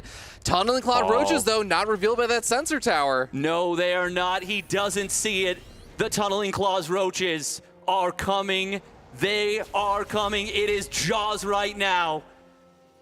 And he is about to clamp down on the SCV lines of HeroMarine. Yeah, he doesn't even have to attack in with that north side force right now because he knows he's just getting so much damage done. Already 13 workers and still continuing to fall. HeroMarine falling below 60 at this point. This is, I mean, the worker counts really do just show the difference of 82 versus 60 workers right now. Yeah, and this is an issue. He doesn't have scan energy all the time. Now Serral goes in, finds the exposed tanks on the front line, gets 2 of them very quickly. Ling's going to get into the middle line at the 3rd. No repair on that siege tank. It goes down. SCVs are falling en masse. This is a great attack from Serral. He punches his opponent a couple times, knocks him off balance, and throws him through the ceiling. And there it is. GG gets called, and Serral is going to take the first game against Big Gabe. Big Gabe may be the massive gargantuan Gabe that we know, but it is in fact still Serral that is the Goliath that has to be toppled here. And he showed exactly why. He, despite not having a lot of scouting against the early Hellbat, Marauder aggression and everything, still managed to defend that well enough, got the scout out on mech, and just had such a great reaction for it. Yeah, I mean, the safety roaches, they did their job. They kept him safe. Yeah, he took some damage. Yeah, it was, you know, not ideal, but HeroMarine kind of waffled a little bit with his transition decision. He decided, after committing to Stim being built for a while, then to go into mech. Might have been a mind game, we don't know, because there was no Overlord, so you can't really confirm. But regardless, it is Serral who makes that look unbelievably easy. And I can tell you, playing against Cyclones as much as I have, it's not that easy. That's just how good Unisatala is. It really is. It's tough. It's so tough now to come back after that second game or that first game into the second match. Maybe you could try and steer away from mech and just try and mix it up or something a little bit. I think what's tough for me right now, Steadfast, is that we're going into game number 2, and I feel like game number 1 was, unless you just outright kill Serral or something with that early attack, that was a pretty good place to move into a later stage of the game. And Serral still looks so good and dominant. If HeroMarine can't find an early advantage in game number 2, how on earth are you supposed to beat Serral moving to that mid game? Well, that's the $700,000 question, isn't it? That is true. We had it answered last year by Lisan Al Gaib, the Frenchman, the Clem that was promised. But I mean, will we see that again this year? Too early to tell. For now, we have this man down 1-0 in the series. Can he bring it back, force that game 3 against Goliath? It is Mousesports HeroMarine.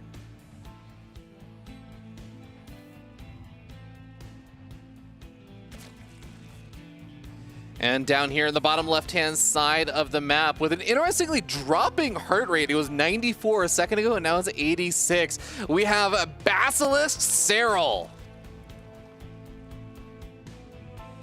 Just getting more calmer and calmer by the second, by the minute. This man already feels victory in his clutches.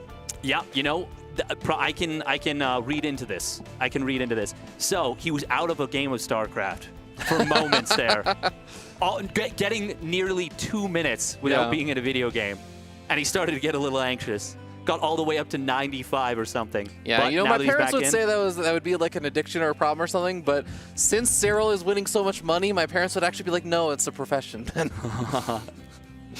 Just gonna leave that one alone. Just gonna leave my Asian parents, you know, they're asleep right now, so.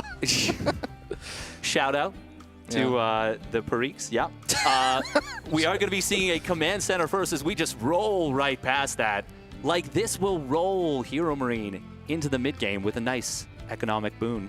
Yeah, I think there's a very good chance of that happening without any major interruptions, at least for the time being. But I will say, despite that, we have definitely been seeing more and more Zerg players show that they're not afraid to go super aggressive with those Roach Ravager all-ins and everything. So I'm actually so curious if that is something that Serral is kind of considering doing either this game, or if it went to a game 3, he would consider doing something like that, because he has just been mixing in more and more of those. Yeah, I think we're going to see Zerg players really bust out those nasty strats as we get into the tournament, really try and fool some of these Terran players. We do see quite an interesting build right here out of Serral, or pardon me, out of HeroMarine. It is Command Center first, into Gas, into Barracks Gas, into Marine, then Reaper, and a turbo-fast 3rd CC. If we were talking about some kind of early Roach push, and I'm talking real early, stuff we legitimately don't see anymore. Yeah.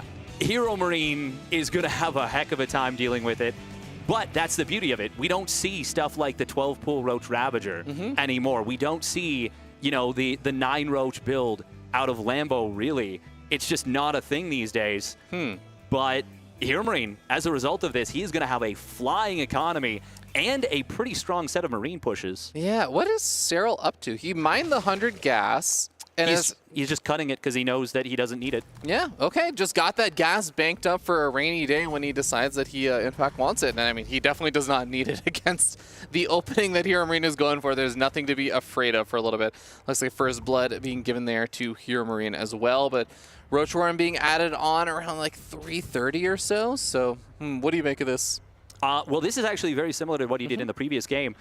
This is a really interesting little setup from Serral here because he gives himself the ability to start Ling speed if he so desires, but he doesn't have to go for it. In theory, he could even build a quick layer if he wanted to. Now, we're not going to see that just yet, but this might legitimately be a setup for later stages in the tournament. Some kind of weird Ling Nidus play, something like that. Here's the beauty of what I just said. If it doesn't come to pass, people will forget this. If it does, I look like a genius, man. Clip it, guys, and make sure to post it regardless of the results. No, wait. We do have, just looks like more drones being added on for Serral, so he is not looking to bust out a ton of early roaches or anything with the roach warren that finished up, adds on his lair and says, no, I'm actually pretty safe right now. The Reaper is only just now going to be making its way across the map, and there's not even speedlings or anything really to slow this down. It's just going to be queens to try and push this Reaper back, which is not enough to kill a creep tumor. Yeah, no, that's going to be just fine. Now, Serral did kind of sit on a fair amount of gas before and even minerals, before he started up that layer. So maybe a small, very small little macro misstep there from Serral, kind of uncommon. But more so than anything, the focus right now is the fact that this has been a pretty middle-of-the-road build from Serral, and HeroMarine has gotten away with an extraordinary amount of greed, and it is really setting up well into the mid-game. He is going to have that single engineering bay. This is a neat little play. Lifted third command center. It's still going to land faster than normal because it was so fast. I really like how this is turning out so far for HeroMarine, but he is still not at a victory point yet. Yeah, I think this is actually leading a little bit into my question earlier. How does Gabe manage to make game number 2 look a little bit better if he doesn't open up with some kind of advantage? And it definitely feels like he's found his little economic advantage they can move into the game with. Well, you know, you teed it up perfectly, Rubby. He's going straight into the 8 racks here. Yep. This, I'm not 100% sure on the timings, but this feels like one of the fastest 6th, 7th, and 8th barracks I think I've ever seen at this level. It's going to hit with +1, not the regular 1-1 we're used to. Serral does start up an infestation pit, a baneling nest, a second evo chamber, a 4th base. These are all things that are not a bridge too far, but he is going to have to be very, very mindful that he doesn't get caught out by what is going to be a really strong, sustained push, because there's just going to be so many Marines marching across the map. There really are, and you can already see the HeroMarine is kind of posturing at the edge of creep, looking to try and snipe off a couple of creep tumors. The queens have already pulled back at this point. So this build is nuts. Yeah, I'm looking at the timer and I do not believe my eyes right now. This is insanity. This is HeroMarine. Scary. This is definitely very scary. Ooh, okay, Overseer's not going to catch a wind of these Marines. The double medevac drop of them are going to be heading down to the south side, and they should find a very vulnerable hatchery over here. Baneling has finished up only very recently. I don't think any Banelings are morphed in, and hatchery is just going to end up falling. That is already a big W for a Big Gabe. Huge W for Big Gabe. And behind this, Serral starts up his hive. He fires up a couple more drones. He doesn't yet know what is coming behind this. Overseer is going to try and scout in and should eventually see these 3 additional barracks, but this is already so uncomfortable. Now, the interesting thing about this is, does HeroMarine try to transition out of this, or does he just go for the kill? I feel like if he played macro out of this, it'd be really strong, but look at the army supply right now. Yeah. He's already up 30 army supply against a player going Roach Ravager, and it's such a potent build. Why would you not try and kill Serral if you can? Yeah, it's just so scary, though, because after you signed out the 4th, like you were saying, Serral is just investing more into his army, is getting up the hive tech. He's basically just saying, I'm going to make my army the strongest possible. So do you really attack it as someone that is saying, all of my resources are going into having a scarier army, not an economy, an army? I mean, it's the build. It looks like he wants to commit to it. Big Gabe does eat a bile on 3 of his medevacs, but he gets the Marines through. Baneling's getting caught by the Roaches. Siege Tank will get sniped down very quickly. It was an attempted flank from Serral. Actually looks like he maybe wanted to cut off some reinforcements, but things getting a little bit funky there. Queen is going to get caught out here. A lot of creep already getting cleaned up. I cannot imagine a world where Serral has faced this exact push before. Yeah, this is going to be very, very difficult for him. He's going to have to react on the fly a little bit here. Creep is actually not fully cleaned up over here, so maybe this is going to be Serral's best opportunity, but he decides, no, I cannot defend this location again. Has to back up, pulls back in. Baneling's getting caught behind the Roaches and Ravagers yet again, but the hatchery ends up falling, and Serral is dipping further and further down in supply, and that's with Roaches also a part of this. That it is. The Marine count is so damn high. Corrosive Biles, though, he's got to get out of those. They are landing home pretty hard. That was a lot of Marines that just fell. Medevacs, there's still a lot of them, but they're not super high on juice. Baneling's trying to roll in. They do connect with some of these units. Siege tanks were not sieged up, and just like that, the army gets dissolved on creep, and HeroMarine is forced away. He got too impatient, and he loses so much of his momentum. This is so complicated now because he managed to snipe off the 4th base of Serral twice. He killed off a lot of the army supply, but he does not have an armory finish up. He doesn't have 2-2 upgrades on the way. He doesn't have a lot of the other transitionary stuff you need. So he's kind of forced to continue finding some waves of aggression here, but losing medevacs to some of these corrosive biles, losing even more medevacs to the corrosive biles as he does try and dive in on top of these Ravagers. But Serral looks like he's taking better and better and better fights as time goes on. He absolutely is. Even if he loses this 4th base for now the 3rd time, I just wonder at what could have been. This is going to be a nice interception on the reinforcement here by Serral. He's got a hive done. He started up Adrenal Glands. He's got the upgrade lead, picking off Marines. He lost like, what, 3 lings there and got 4 or 5 Marines, 6 Marines. We are going to be seeing HeroMarine not committing hard in on that 4th base just yet. Going to try and regain some of the momentum that he had. But this, if this goes on to be a Serral victory, this is going to look, we're going to look back at this as one of the missed opportunities of this tournament. No, it definitely is if that ends up being the case. But, I mean, this is just, again, it's Serral. It's what happens when a lot of people face him is that Serral can be at a bit of a deficit sometimes in the early game stages, and he finds ways to turn things around sometimes.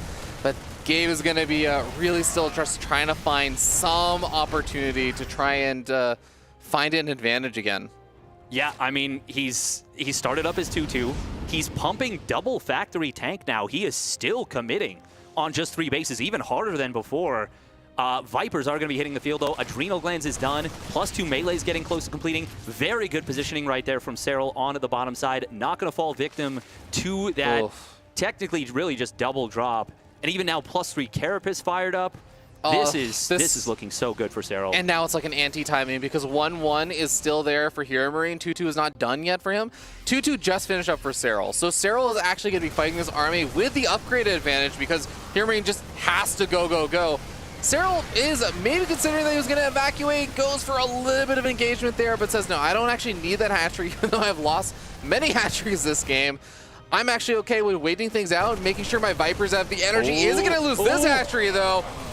Gets very close, but does manage to survive. Needs some transfuses on that, but this is it. If Serral could just clean up this army with the Vipers and the Blinding Clouds, he is going to be golden. Yeah, but that's a deep, deep army right here. HeroMarine is being a lot more cautious than he was. He's not going too far onto creep just yet, but Serral is going to look to pull the trigger here. 2-2 just not done. Blinding Clouds on 2 of the tanks. 3rd one getting biled from the high ground. It goes down. The reinforcements of HeroMarine are not in time to turn the fight. 2-2 finishes up just a little late. The reinforcements show up a little late, and it is just a day late and a dollar short, to quote the great Kevin Rotterdam Vanderkoy. It's brutal. It's brutal to watch. So much of the army supply of HeroMarine is literally just in medevacs now as well. It is almost deceptive, the fact that HeroMarine has an even-ish supply with Serral.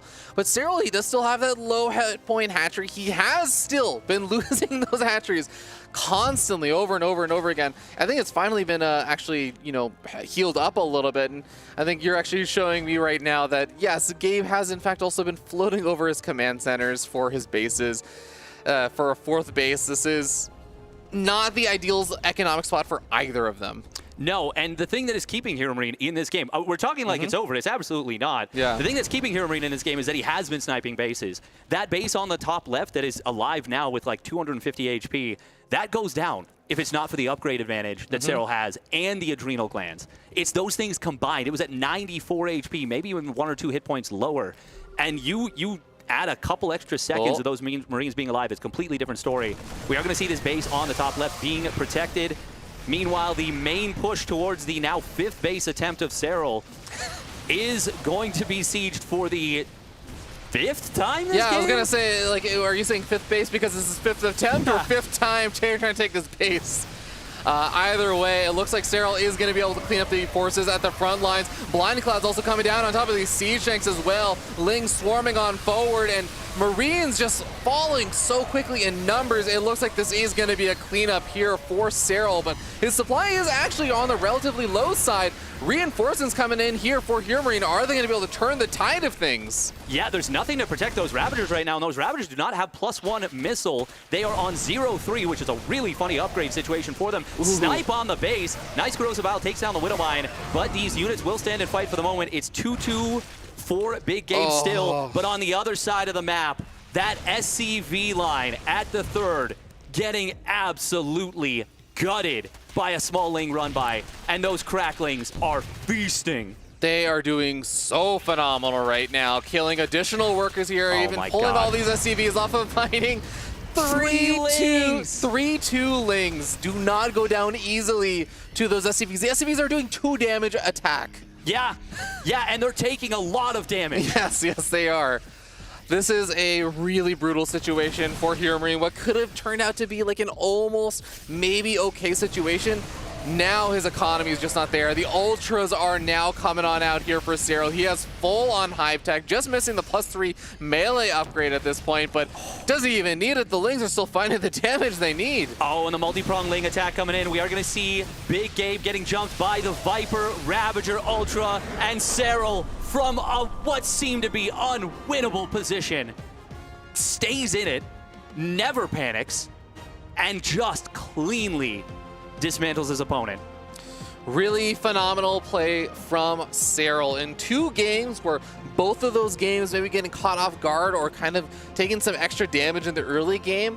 Still managing to turn both of them around and turn them into wins. It really just goes to show you why he is Jonas Atala, why he is one of the GOATs of StarCraft 2, and why he is so gosh darn good and also a potential player who could win this entire event. Oh, I mean, potential player. He is absolutely a favorite to win this event, for sure.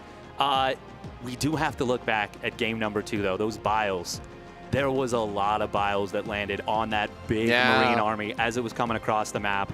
We are going to take a look at a fight. Man, there were so many fights around this position. I'm trying to remember which one this was. Oh, this was the brutal anti-timing just before the 2-2 when the Vipers had all the juice they could want.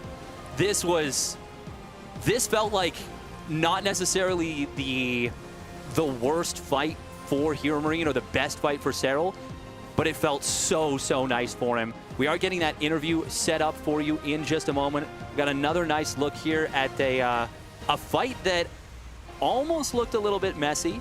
It started off okay here for Serral. He was definitely getting a little bit spread out and everything. He used all of his Lings and Banelings here, but it was the reinforcements to HeroMarine that actually made things look a little bit scarier, but eventually he actually ended up looking pretty good. Yes. All right.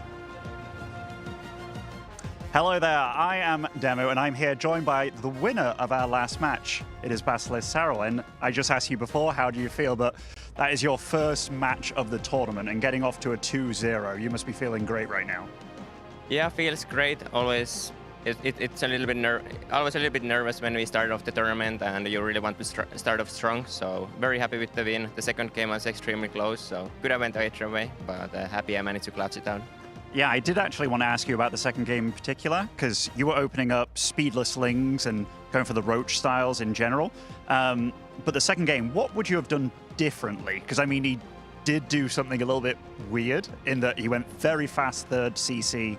I know the 8 Rex follow-up is kind of standard and has been for a little bit of time, but yeah, what would you do different? Yeah, I think I just need to create out a little bit more. I obviously couldn't know exactly what the follow-up was. I was kind of thinking maybe there's a 2-on-1, but then again, like, would he never actually do that? But like, Björn does it all the time, so I was a little bit worried still. So I made some safety roaches and stuff. But I think he probably went like gasless 3cc into W Bay or something. So it was yeah, my creed wasn't just good enough, and I think he probably should have killed me with the first timing. But yeah, it's hard when you don't know what's happening. Absolutely, absolutely. Game 1, I have no idea what was going through your mind there, but Gabe opening up with a hellbat push, Marora, was that something in your mind that was a possibility? Yeah, for sure. After I saw the Viking, I was kind of thinking that it's a possibility that he's gonna hit a Marauder timing there. I started making some blind roses again. Well, I always make like the 5 rise for the Hellions, but I even started making extras, and then the timing hit. So I was kind of predicting it in a way, because I don't know what he otherwise would be playing a Viking opener, but I guess he could have made like a Viking leap or something, just extremely standard. But yeah, but obviously alarm bells ring pretty hard after we see the first Viking. Alrighty, and you were one of the players that you didn't know necessarily who you were going to go up against. You know, it was one of those guys from the play-ins, and everybody else, they had a few weeks at least to practice for a specific guy. How did your practice go? What did you do for that kind of situation? Yeah, it was hard to prepare for the first opponent. Obviously, I put some effort into Björn, especially just because I kind of figured there's at least a 50% chance I'm gonna get him, because he's probably gonna make it through, and then it's just 50-50 between the two guys. So I would say I put the most on him. But obviously, I put some thought into other matches as well. But yeah, it's hard when you don't know. You don't kind of like. I don't want to do full preparation for all of those 4 players necessarily. But obviously, I need to have some ideas on how I want to play off the series against everyone in case I get someone. Yeah, and I talked to you a little bit before about your drawing skills. I'm very happy that you're much better at StarCraft than you are at drawing. Just want to say congratulations, Serral, and any last words? Yeah, well, I don't think the drawing skills are that bad. I've got a lot of my drawings right, so I think that's pretty good. I think his was actually worse. He might have been worse. It was just the fact you said it was going to be easy at the start every time, and I was like, what is that? I know what it is, and I don't know. But yeah, congratulations, and happy to see you move on.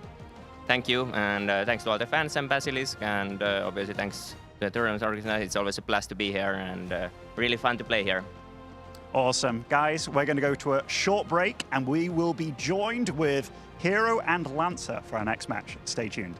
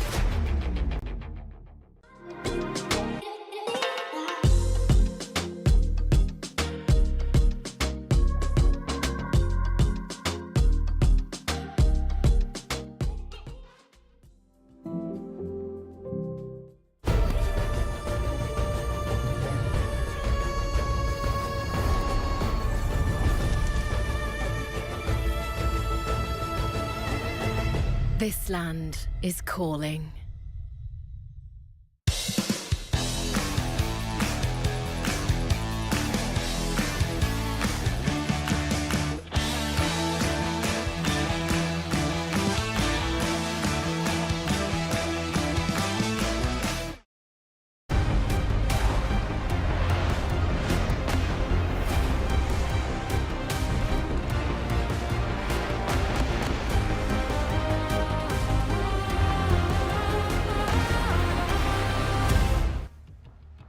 Welcome back, ladies and gentlemen, to the Esports World Cup. We are getting ready to move into our last match of the day on this particular stream.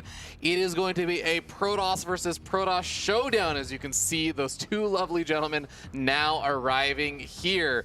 It is going to be, you saw one of their names, it's going to be Hero versus someone. They were wearing a mask.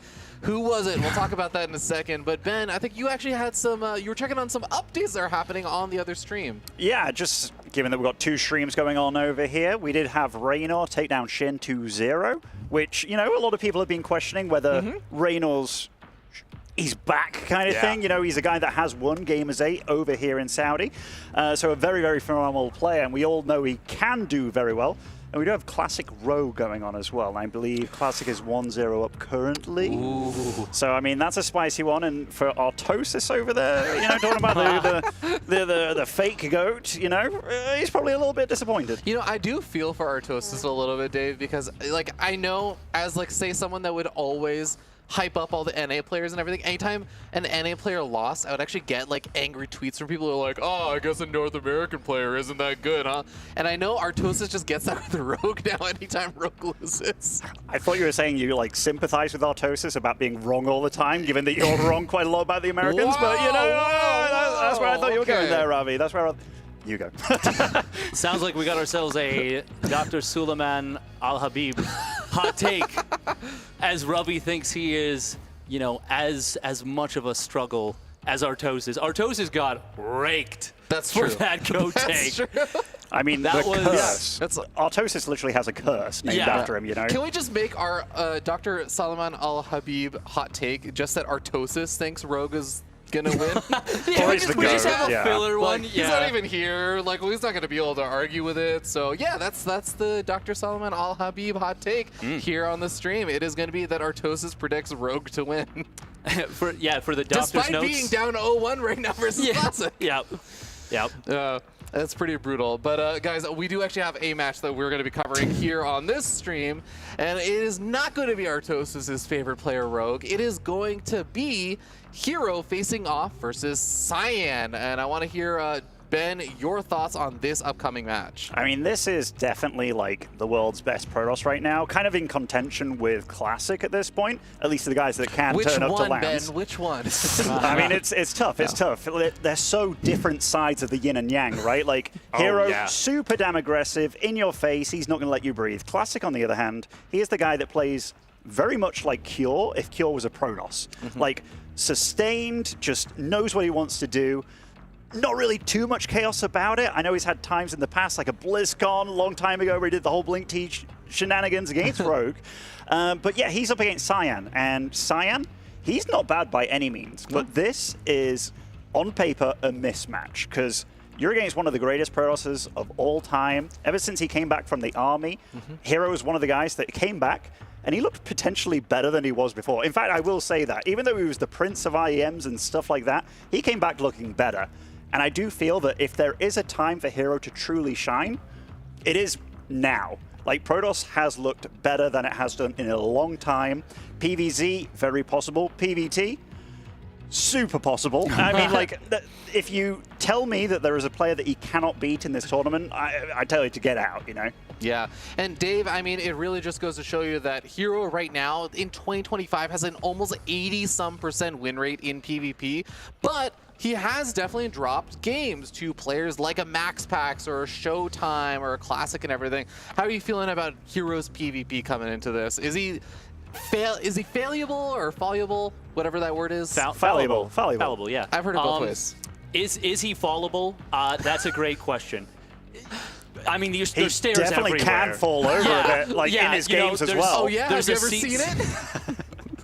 It's just, like Hero, he's one of those guys, you know, like he can play a 99% perfect game. Yes, and but then the 1%. That one moment where you're like, Hero, you stack up the void rays under the biles. Don't blink, and it's like he's the one guy that will blink, and it's like, oh no, but that's 52 charge dots without charge. He's just one of those guys that he's almost so complete, and when you watch him, he's the guy that you root for so hard. It's just the consistency.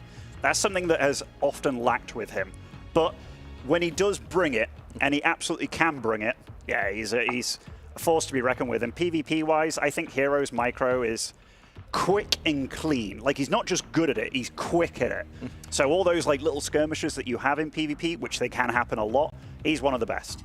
And he's good at improvising the micro, too. So there's a lot of players that if they get into a Blink Stalker war, you're like, yeah, so good at microing their Blink Stalkers. I think of Trigger as one of the cleanest Blink Stalker micro players. Going back to Korea, there's a ton of very strong Blink Stalker micro players. But I think of Hero, and even when the game gets to the weirdest position where you're like, okay, there's 6 sentries, 2 warp prisms versus 9 marines, a medevac, he like somehow is like, okay, so if I carve up the things like this, I put 3 marines in range, I drop the sentries to form a concave, like I pull the prism to the side, I send one into the main. You're like, how did you do this in a quarter of a second? But he just knows the right answer, and he executes so well. That improvisational micro is second to none for me when it comes to Hero, and that is what has made him such a dynamic and amazing player, and particularly in PvP, where a lot of times you can come in from weird angles with weird combinations of units in the first 5 minutes of the game.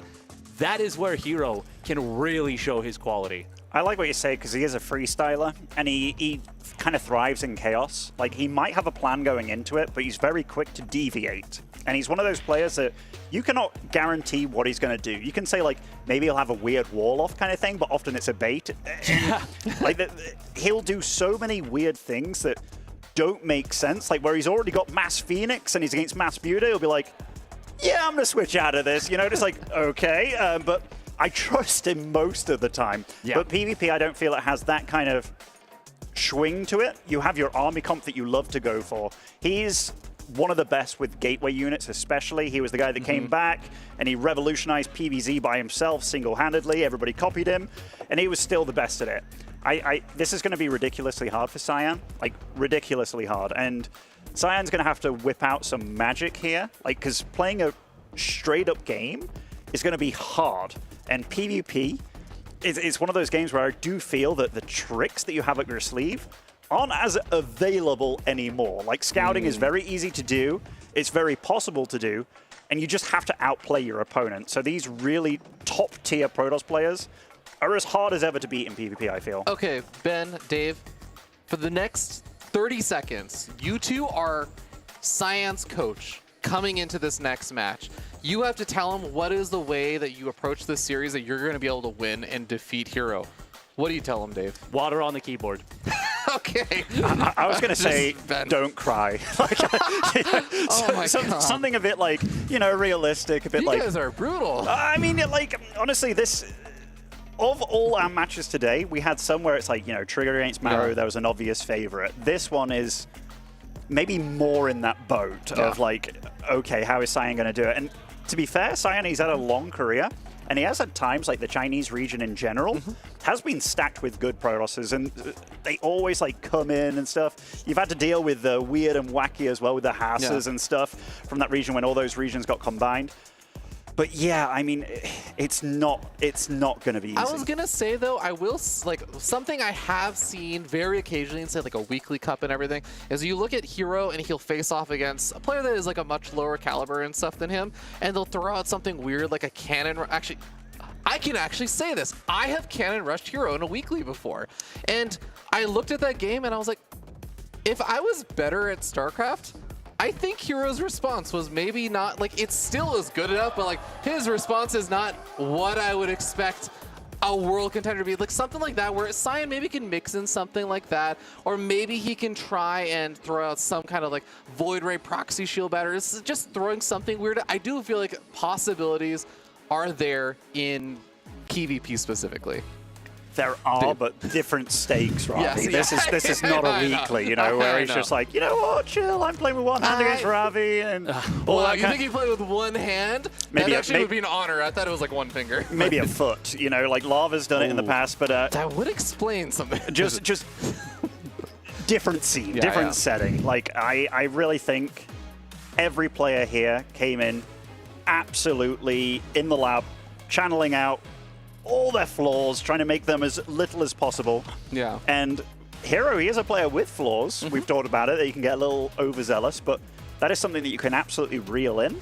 And against a player like Cyan, it is a time that you have to reel it in a little bit, because it's a best of 3. And going down to that lower bracket, like, I do feel that Hero is an opponent that nobody really wants to go up against. Like, nobody. So he will absolutely want to stay with 2 light, or getting to the latter stage of the tournament as easily as possible. Yeah, I do want to go back to the question you asked, because I do actually have a serious answer about quick 30 seconds, what does the coach tell you? Now, we're going back in time to the beginning of preparation, right? I'm going to tell him you have 2 choices. You either choose a build and you stick to it like nobody's business, whether that's a build that hits off 1 base, some kind of proxy robo shenanigans, something crazy, some kind of 2-base sentry immortal push. It doesn't matter exactly what it is. Relatively early, I would say before 3 bases, and you do not deviate from that game plan. It doesn't necessarily matter even what you see. Maybe you adjust like a probe being built, but you really, really drill that. You go the I fear not the man who's practiced, 10,000 kicks once. You do I want to practice 1 kick 10,000 times, or you go so hard the other direction where you show something, and then as soon as it's scouted, if it's scouted, you pivot to the complete opposite. Like something that would even make Hero blush for how out of this world it is. Like, I'm talking something like you build, I don't know, you start up a Twilight Council in your main, you build like 3 additional gateways, Hallucinated Phoenix comes in, you cancel everything, and you drop like 3 Stargates in the corner of the map and go Mass Phoenix. Like, legitimately something so out there that people are like, is this guy okay? Yeah, something like that, or there are some interesting maps in the map pool right now. Maybe like a gold base or something. Not crazy enough. Not crazy enough. Not yeah, for me. if I was actually as coach and I was really trying to get a win out on the board, I would try and do something that is very famous in StarCraft 2 by showing something, because you're going to get scouted, that looks extremely normal. But while it all looks normal, you've got a proxy base over, like, where it's so unlikely that it's at your opponent's 4th or 5th or whatever, like off the map, that you could potentially do something like, or, because, he can't get thrown off, because things are going to go wrong for both these players, and the good players know how to reel it in, stay on, and, get the win at the end of it. He's just going to have to be on ball, on point the whole series, because, this is not going to be easy. No, it's not, and we're going to get to see what exactly that preparation is yielding him, because he has had a week or so to prepare for this series, and to be totally honest, I think that of the 2 players, I think that it's more likely that Cyan has prepared a lot for Hero. I think it's less likely that Hero's put as much of the time investment thinking about Cyan and how to approach him as a player. I think that's, Hero's more busy thinking about how he's going to win the tournament and the players he's going to have to beat. Cyan shouldn't be thinking that far ahead. If he can get a win here, that's already incredible for him. Yeah, absolutely. And at that point, like, that's the upset of the tournament. Maybe for the whole tournament. Like, it's definitely the upset for the first day. Like, that's not going to be contested, but like that might be the upset of the tournament. We are going to be getting into Tokamak, it looks like. There are gold bases on this map. They're like half gold, but maybe. We'll see. The Chinese scene has some good Protoss players. For now, let's get into it here as we have spawning down in the bottom left. It is the Chinese Protoss player, Cyan.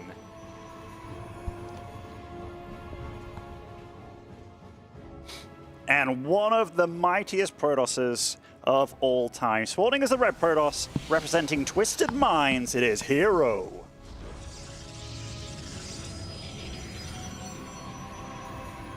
I think Hero is one of the guys of the Protoss race that no matter what race you play in StarCraft 2, you can enjoy him. You can like him. Like, inside the game, outside the game, this guy's always smiling, he's good looking. The way he plays, it's clean, it's flashy. Like, he, to me, is one of the most respected Protosses ever since Rain, kind of thing. Just for, like, how other players from other races, they're not just like, oh, he's Protossing me. Like, the way that he does it, he can make it look so busted, you know? Like, his micro is good, and for that, I've always had a little bit of a soft spot for the man.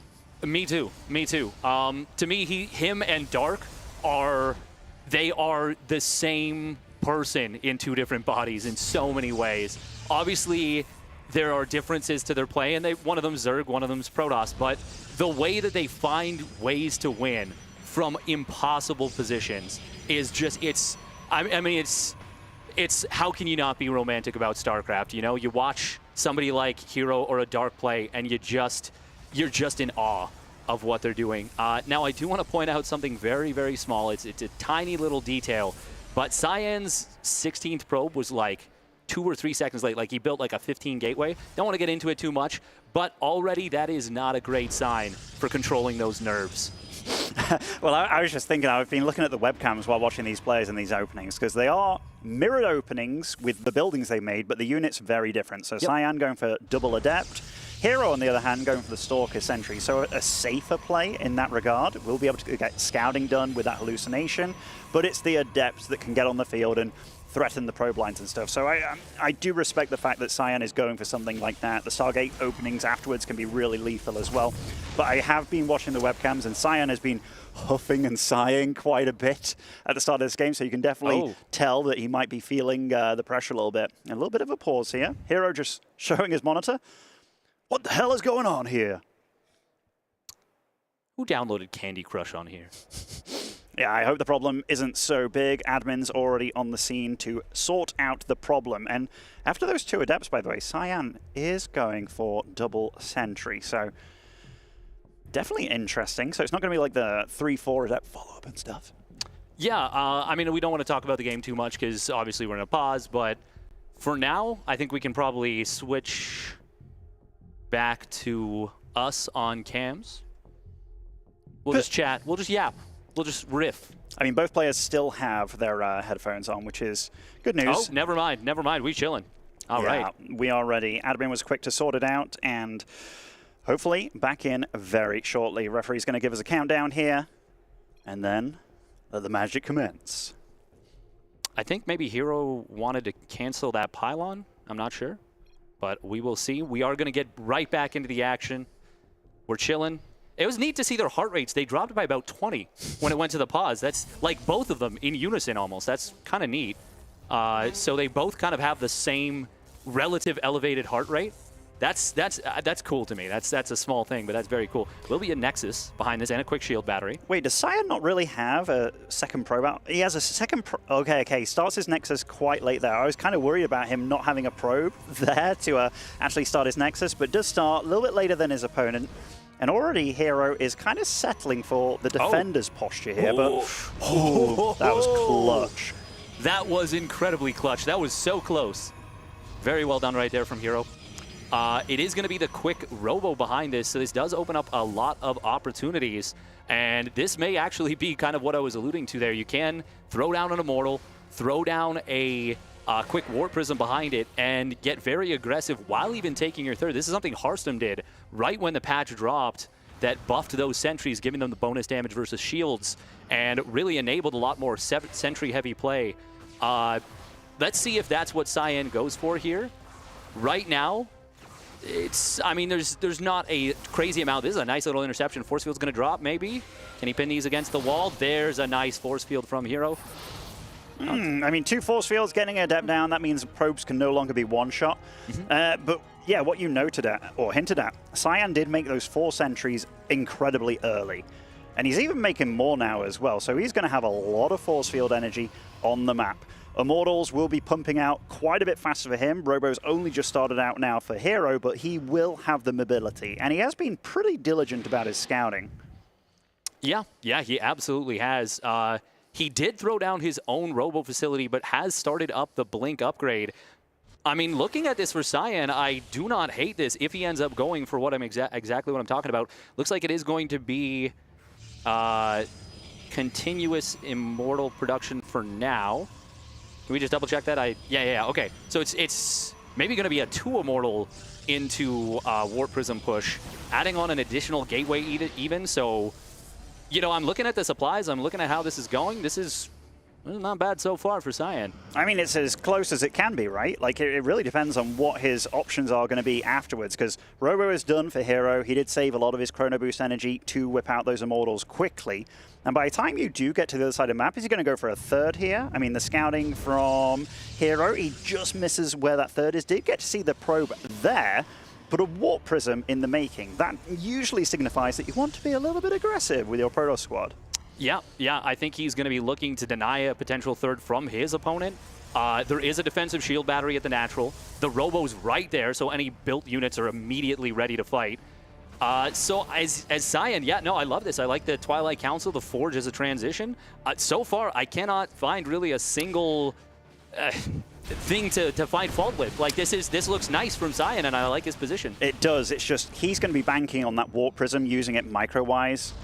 He has to do so well with it because he doesn't have blink available. Like, the army of Hero is so mobile against him, and the micro potential is kind of infinite, right? And even though he's only got 1 Immortal in the mix, I think he's got a second one joining the fray, it is still a scary squad to be up against. And quite a bit of hallucination for those Archons. I like it because he knows that a little push is coming his way. His third is much earlier. And he's actually foregone blink entirely, just going straight into charge. And I like that play as well. Yeah, I think that's the correct call right here for sure. You need units out, but he does need to be in position right here. Unfortunately, the Observer is with the army, so it's not kind of spotting the front. That was, I believe, a cheeky little snipe. Can we take a look at the battle report right there? What just got picked off? That was a... Stalker. Oh, yeah, that was Cyan killing a Stalker. That's very nice for him. It definitely is. Charge followed up for Hero as well, though.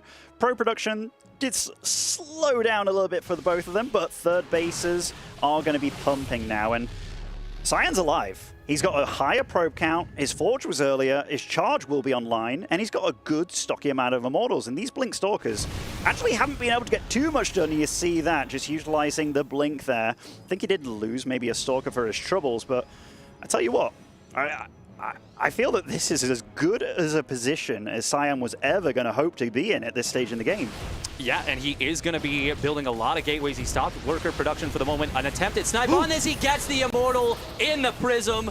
Very nice read from Hero right there. He knew Cyan was going to try and save that Immortal. He waited for the pickup, and he couldn't have timed it perfectly. That is what we call footsies. I mean, that's very impressive. Lovely force field here as well. Sorting out these two Adepts. Still loses a couple of probes, so not the end of the world, given that they're not going to be good in a fight when it comes down to it. Hero has to be careful here, though, and he is just that. Both have an Observer, so they can both see one another. Immortal's being used as a frontline buffer here, but you can really tell, even though the Blink Stalkers didn't get damage done initially, slowing everything down and taking out that Warp Prism just brings the wind out of your sail. It really does. It really, really does. And I mean, getting the Immortal as well is going to make it really uncomfortable for Cyan to push across the map. He did build another Warp Prism, but in this case, he is going to elect to add +2, add additional gases, go into Archons. No fourth base yet, but he does have an upgrade timing lead. And once again, this does not feel bad at all for Cyan. I'm still liking his position relatively well, despite a really nice pickoff earlier for Hero. He's ahead in a lot of the techs, like his Templar Archives almost, or in fact, it was done a little bit earlier, but nice little cancel at the fourth base and gets out, losing just one Stalker there. I mean, he recalled as soon as he could, and now High Templars are joining the field for Cyan. And I mean, those boys, they are hard to kill in this matchup. They'll be soaking up a lot of damage, dealing a lot to these big Zealot balls as well. But Hero with that cancel will get his fourth up a little bit earlier. In this game, it's neck and neck at this point. I wouldn't give either one a huge edge at all, but Cyan with that +2, he can definitely get a little bit of a timing going if he wants to. Yeah, this feels like we've kind of gone back in time like 8 to 10 years when that was like what we were focusing on in the matchup. It was like, who has the better +2 timing? And they would win a lot of the PvP games in relatively even matches on paper. This is a big +2 timing. We are going to see Hero just trying to find some value. Nice snipe down on a Zealot in the middle of the map. But, oh, I like this very much for Cyan. A little bit of War Prism play in the main base. The push at the front, this is going to get very messy for Hero to deal with. I love that he shows the army at the 3rd and then pivots to the 4th while Hero is dealing with this, but Hero will stay on top of his opponent's army. Good movement from both players. Guardian Shield popped on both sides. There is a defensive cannon here, but the +2 weapons is going to be big. Nice force fields there from Hero. Cyan now switching back into the main base, but Hero is there again. Good positioning on the Zealot in the funnel. It's a 1v1 Battle of Thermopylae, but ultimately this is going to be a hold in the main base for Hero for now, and that is going to put the fire out, and that's what he needed. This, like, if we look at the resources lost out after all of these little engagements, Cyan just lost a lot more. A lot more. 30 Zealots, like, all those engagements, they were all in favor of Hero. I even like the Photon Cannon in the main base by him, just helping out a little bit with that Warp Prism drop, and Cyan wanted more out of that. Like, he wanted Hero out the game after that kind of engagement, and Hero, he's not the kind of guy that's just going to sit around and take it. And this number of Stalkers now, these kind of guys can pick and choose the fights they want. There's no blink on the side of Cyan still, and those Archons can get tortured from afar. They absolutely can. We are going to see Hallucinated Colossus. That's a very interesting choice right here. Archons are getting slowly chewed away at. Force field coming in from Cyan. Not going to be able to be too helpful. It's broken there. Immortals in the back line for Cyan trying to hold the line, but there's just not enough front line for them. And it looks like Hero is going to do, well, he's going to blink forward, snipe the Prism, gets these 2 Immortals on the run. He's going to take down the base, and he's going to take down game number 1. Very well played by the Korean Protoss. But we got to give a lot of props to Cyan there. That was a really great game from him with a lot of opportunities that he created. He actually played a lot better than I gave him credit for. Like, he played a solid opener. For a bit, it looked like he was making all the right moves, getting ahead in tech and stuff. Army, like the army that he went for at the end, once he lost all those Zealots and the blob happened, and then you're just left with Immortals, Zealots, and then Archons, not having a bunch of Stalkers with Blink to be mobile, like, those guys are so darn good. It may not feel like it when they're kind of tickling the Archons, but on that mass, they can blink back and let your huge flood of units charge in. It's just a much easier and more mobile unit comp to go with. So the fact that he forwent that tech to then hit a timing with just more units, but Hero just played very well, because the initial Blink Stalk stuff didn't do what he wanted to. You talked about it, the Warp Prism snipe with the Immortal in. You could feel that Cyan, like on the webcam, he was like, tilted his head a little bit, because maybe with that extra Immortal and the Warp Prism not dying, he can do that push significantly earlier, but well played to him. Yeah, he's got a +1 timing at that point versus no attack upgrades. It hits earlier with that extra Immortal. It's a big difference. But something really interesting during that last engagement that Hero did a really great job of, I want to highlight the Stalker versus Archon interaction, is that Hero kind of left the Stalkers in like a staggered pattern at the front, so that the Archons are like, they're kind of bunching up against each other trying to hit them, and every time they hit a Stalker, it gets low. Hero just blinks it back. I know that sounds very simple, blink micro, duh, but like, he's actually diminishing the DPS so much by confusing the Archons. They're bumping up against each other trying to get through, and he's really mitigating the effectiveness of them. In both those engagements, it felt like Hero just had a better concave, right? Like the units weren't clumping up, and even the one at the top there on the Nexus, it was like you had maybe 1 or 2 Immortals being able to fire for Cyan, and he had a good 4 or 5, it felt like, and just couldn't do it. And then he backs off, and then the force fields come in and like scoop away the Zealots that are left over. Hero's just very good at these fights, and we were absolutely talking about it before on the desk. Like, he's a bit of a freestyler. Like, give him a situation, he will do his best to absolutely kill you, come out of it the best. You can really feel that when you can alter the terrain like you can with these sentries, he does it better than anybody. And using the Stalkers as well, like, they started off fairly useless, I want to say, but as the game went on, he made a few extra, and you got to see them utilized to perfection. Yeah, and it's not just about the micro. Actually, we'll hold that thought. We'll start up with the intros. In the top right, for Twisted Minds, it is the Smiling Assassin. Give it up for Hero.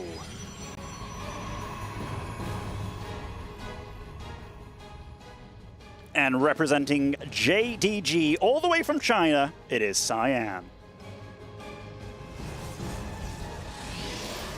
So I do want to highlight specifically the difference in what Hero does with the micro, because it's not just that he makes his own concave good, he does something to make his opponent's concave bad if they don't adjust to it.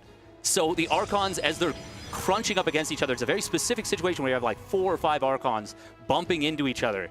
It's just so impressive that Hero's able to recognize that and like confuse the enemy AI. Cyan could have individually microed the Archons, peeled them apart, but during a fight where you're doing 4, 5, 6 different things, you're managing different types of units, trying to get the Guardian Shield covering everything, trying to make sure you warp in the correct places, you're already down, you've kind of lost your opportunity to win outright, you're just trying not to die. It's just such a nice little addition, that just the cherry on top of an already delightful micro Sunday. Absolutely is, and we do have mirrored openings again by both these players. It's a double gate. I mean, this has been the opening for PvP for a long time now. I mean, we did have, obviously, the Gate Nexus openings being absolutely popularized by the young Danish prince, MaxPax, but here, with these very open naturals, there isn't a ramp to defend. These are the builds to go by, and they're not risky. You can get away with a lot, and it all comes down to what units are you going to pop out of these bad boys first, the gateways. And the game before, we had double Adept into 4 Sentries by Cyan, and Hero went for the very safe and standard Stalker Sentry, which it does look like it's going to be the same again. Yeah, and I mean, it makes sense. It's a pretty good build. I mean, honestly, they're both good builds. They're both good builds. The potential to get 4 or 5 probes early on with the Adepts and force shield batteries to be built. Even if you do no damage, you're putting your opponent under stress and you're forcing out 25 minerals every time you fake the shade. And of course, that early hallucination scout is invaluable in every StarCraft 2 match. I mean, it's not chess. We don't see the board. Being able to see that board is worth a lot. Very interesting decision from Cyan. He lets the pylon finish. Cybercore. Oh, that's a cute little play right there. This is what they used to do a long time ago. And like, you'd be forced to make a Zealot first against this kind of stuff. It happened mainly with the Nexus after one gate openings. Yeah. But here, this is definitely a little bit cheeky. And if this is something he's practiced, I mean, those two Adepts. Lovely, lovely by Hero. I mean, he will get up his Nexus maybe faster, but Cyan's got the minerals available for his Nexus, and he starts it up, and damage done, 3 probes for the cost of 1 Adept thus far. I mean, that second one's going to be very hurt, but I like Cyan's cheeky play. He's already shaking his head, by the way. He doesn't feel good about this. I think he wanted to cancel the Cybernetics core. I think that has to be what that head shake was. Honestly, I look at that and I'm like, I don't love it necessarily not canceling it, but I don't hate it. Like, it did buy him another few seconds. The Adepts were still running around. He got 3 probes with those 2 Adepts. Like, yeah, this is not bad at all out of Cyan. And it is going to be a similar situation to what we saw in the first game. Twilight Council versus the Robo. Cyan, though, does have a much faster Nexus. Yeah, this is certainly a very reasonable position for Cyan. It's reasonable, but yeah, you're up against Hero. Yeah. You're up against Hero. You want everything to go perfectly as you've planned in practice and done so like hundreds of times in this week alone, possibly. And we do have a little bit of a supply block here for Hero at a bad moment. He does want to be getting Stalkers out on the field, probes out on the field, and that could bite him a little bit. Yeah, that's a painful block. Cyan has his Nexus finish. Hero might have been thinking the Nexus was very close to finishing. Ooh, but this double Adept getting into the main base is a really nice move for Hero. Double force field will come down, but it actually doesn't protect all the probes, and that is going to be 4. Can he get the 5th? No. Enough DPS there to deny the kill on the 5th probe. But that, you talk about needing things to go right. The 2 Adepts getting in like that, that is things going very wrong. And I do like the fact that he's going for it again with another 2 Adepts, because Hero's been so good about blocking them, and Cyan's been so persistent about trying it. The first time Hero tries it, it went remarkably well. There was no probe waiting at the top of the ramp, and why would you expect another set of them to come? So this is very sneaky by Hero, but I love it. Cheeky little hallucinated probe. Fun fact, you get 4 probes when you hallucinate them, so you can scout in very wild different directions. Is there a probe in the wall right here to drop that gate? The answer is no, and that is going to be a cancel. He baits out the recall into the main base, cancels the shade, and will find 3 more probes. Oh, that is so nice for Hero. Cyan was trying to do a little maneuver with a War Prism push, but he left the Adepts on the other side of the map. Very nice form Cyan to go for this, and he's actually going to be able to save these. Okay. Cyan punching back very nicely. That was very nice by Cyan. He needed something like that because suffering the recall and what have you, and getting out with all those units, now a Dark Shrine and Glaive Adepts. This is actually really cool by Cyan, and he is bringing the heat this game. And it's cool for a lot of reasons right now because that Twilight Council will get scouted, and it is going to be seen as researching something. Blink, little bit expensive. Obviously, he's got the money, he's got the gas, but Glaives is going to allow him to get very harassy, build a lot of very cheap and mobile units that can be in multiple places at once, while those DTs are potentially causing a ruckus. Now, we do see the Robo facility going down. It is going to be in time if he goes straight into an Observer, but it is going to be close, and it is going to depend on where that Robo facility is and whether Hero recognizes this, and also where the DT warps in. We do have a gateway on the top left, though. I mean, if Hero is absolutely locked in here, seeing that Stalker count be so low, like just one Stalker he's spotted so far, like if you were in Cyan's shoes, maybe warping in a couple of Stalkers might have been the play there, just to absolutely sell your opponent on the blink, but I'm not sure he's going to have any idea for the time being. But I say that, look how many shield batteries getting made by Hero. Yeah, he knows something's up. He does know something is up, but what he thinks it is that Glaive Adept timing, and it technically is. He's not building the Observer right now. There it is. It starts up just in the nick of time. Fake hallucinated War Prisms everywhere. Very, very cool. DT running into the natural, running into the third. I thought he was trying to block it with his Blink Stalkers there. I mean, one Observer will come out right at that natural, so one DT will be dealt with, but one in the main already, one in the third. This is a lot of chaos coming down from Cyan, and no third nice in blink. production by him either. This is a big, big all-in attack from him, and just Blink Stalkers to deal with. I mean, he's kind of lucky that his army comp's actually not bad against Glaive Adepts. Yes, I mean, that's the beauty of the Blink Stalker. It's good at pretty much everything, except fighting Mass Immortal, really. But it is going to be a massive commitment from Cyan behind this. Hero just now recognizing what's going on. Those shield batteries are going to be very handy. There is a nice set of force fields here. We'll catch a couple of the Stalkers.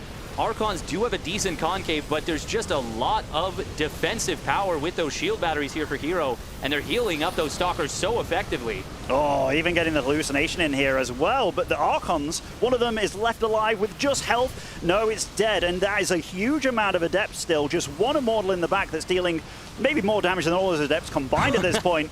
I mean, Cyan is so darn committed to this, and look at Hero, even pulling the probes here, gets the Warp Prism, that shuts down the aggression. Second Immortal does join the party here, but maybe just a little bit too late, and boom, blink forward, wipes up the army. GG. Hero takes it fairly decisively here, 2-0.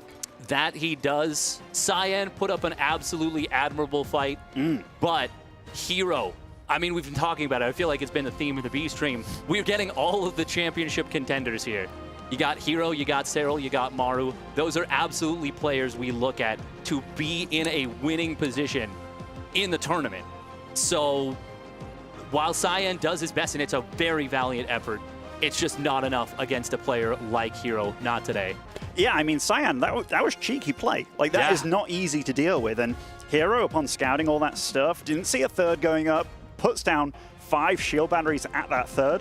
Maybe that wasn't quite the location to go for, but when you're dealing all the harass, you're hoping it lasts for a little bit longer, the chaos in the main and the natural. But Hero deals with it, has just the right number of probes to just sustain his army, even though it's not the best against the Immortals, for sure, but gets to deal with all those big, stocky units. Then it's just Adepts left over. Very well handled by Hero. Absolutely, and we do have a nice shot of the Chinese fans here showing up to support their player. You'll love to see it here at the Esports World Cup. That is very cool to see. Obviously, didn't come out his way, but he's got another chance tomorrow, and we'll see if he can get it done. Yeah, I mean, the list of opponents that have dropped down to that lower bracket, there's a few real big hitters. I mean, you've got Shin that got knocked down by Raynor. I don't know who necessarily got knocked down. You got Beyond down there waiting as well. That's a scary one. Yeah. A lot of very scary players, but when you've just gone up against Hero, most likely it's going to get at least a little bit easier. But this is the Esports World Cup. Nothing's going to be easy over here. You're going to have to work tooth and nail to win any match. Absolutely. We are just getting that interview with Hero set up in a moment. For now, we're just looking at these replays. Of course, we had that beautiful snipe on the Prism initially. We had the decisiveness and the kind of setup of the concave from Hero. And this is where things kind of started to go off the rails in game number 2, those adepts getting in. For now, though, we're going to take a look at the interview. Thank you so much. I'm here with Hero, the winner of that last series. Hero, let us know, how were you feeling? That last game looked like it may have had some kind of close moments and everything, but were you worried during that series? 일단 마지막 경기 때 되게 좀 불안한 모습이 있었는데 혹시 좀 질까봐 좀 불안하진 않으셨는지 궁금합니다. 일단 다크 템플러 플레이를 전혀 예상을 못했어가지고 좀 많이 당황해서 막 원하지 않던 앞전멸도 하고 그랬는데 그래도 다크 템플러를 좀 침착하게 막는 바람에 이길 수 있었던 것 같습니다. Yeah, I didn't expect the DTs to come forward, so I was very caught off guard, and I had made some pretty good, like, big mistakes, like getting a forward jump, forward blank on the middle of the fight. So yeah, that I was rattled, but I think I got to manage to get hold of DTs as soon as possible, so I think I could win. Well, you did a great job with it, and with that victory, you're going to move on to face off versus your next round opponent and everything. What are your expectations or hopes for this event? Like, what do you consider to be a success for this tournament? 이제 곧 메인 스테이지에서 열릴 이제 대결의 승자와 함께 이제 대결을 치르시게 될 텐데 이제 그거와 더불어서 이제 앞으로 진행될 대회에서 좀 어떻게 김준호 선수가 활약할지 좀 어떤 기대를 이번 대회에서 좀 김준호 선수 어떤 기대를 하고 계시는지 궁금합니다. 일단 보셨다시피 푸푸전 정말 지옥이라서 도우기가 일단 좀 올라왔으면 좋겠고 앞으로의 토너먼트를 보자면 일단 이번에 진짜 죽을 만큼 또 열심히 했기 때문에 성적은 또 뒷받쳐 주지 않을까 생각합니다. Yeah, I mean, well, PvP is pretty hell, so I wish a cure just advances and I would just want to play PvT. But that being said, there's a lot of great players still standing, so and I have prepared a lot for this, like hell of a lot for this, so I'll try to win the championship as much as possible. That's great to hear. And I have one last question for you, which is a lot of people have been talking about Classic as being this really, really strong Protoss player right now. Do you feel like you're the best Protoss player in the world, or do you think Classic is? 이제 많은 선수들이 이제 김준호 선수 대신에 김도 선수를 지금 1위 프로토스로 좀 뽑고 있는데 본인이 생각하시기에는 지금 김도 선수가 1황이라고 생각하시는지 아니면 김준호 선수가 1황이라고 생각하시는지 궁금합니다. 네, 제 생각에도 이 대회 전까지의 폼으로 보자면 도호 형이 저보다 잘했던 것 같고 하지만 이 대회를 WC 대회를 통해서 그 여론을 이제 잠재우고 제가 1왕 토스가 되도록 하겠습니다. Yeah, I think I have to admit that Classic did pretty well, and I have to admit that he's like currently #1 until now. But at this tournament, I will rise back as #1. That is great news to hear for all of your fans. Thank you so much, Hero, and congratulations again on the victory. We're going to throw back to the desk, actually, with Steadfast and Demu, and I will see how quickly I can run back over there. That was some inspiring words there from Hero as he says, I may not be #1 right now, but you wait. I will rise again. And that is the mindset of a champion to me. That is the kind of like, hey, don't sleep on me, okay? No, and I mean he's absolutely right as well. I mean Classic's results recently cannot go ignored. Like they cannot go ignored. He's been doing so damn well, but the Hero, like he hasn't truly been tested yet. This was a nice warm-up for him, I feel, right? Cyan in the first match. I don't know who he's necessarily going up against next. It's either, I believe, Showtime or Cure. Yes. Which, that's not easy. Like, no. In the Protoss department, that's a step up. In the Terran department, Cure's been one of the best TVPs for a long time. But, I mean, Protoss has been doing definitely a bit better, but Showtime is definitely one of the guys that can tango with some of the best Protoss on the planet, so not going to be easy.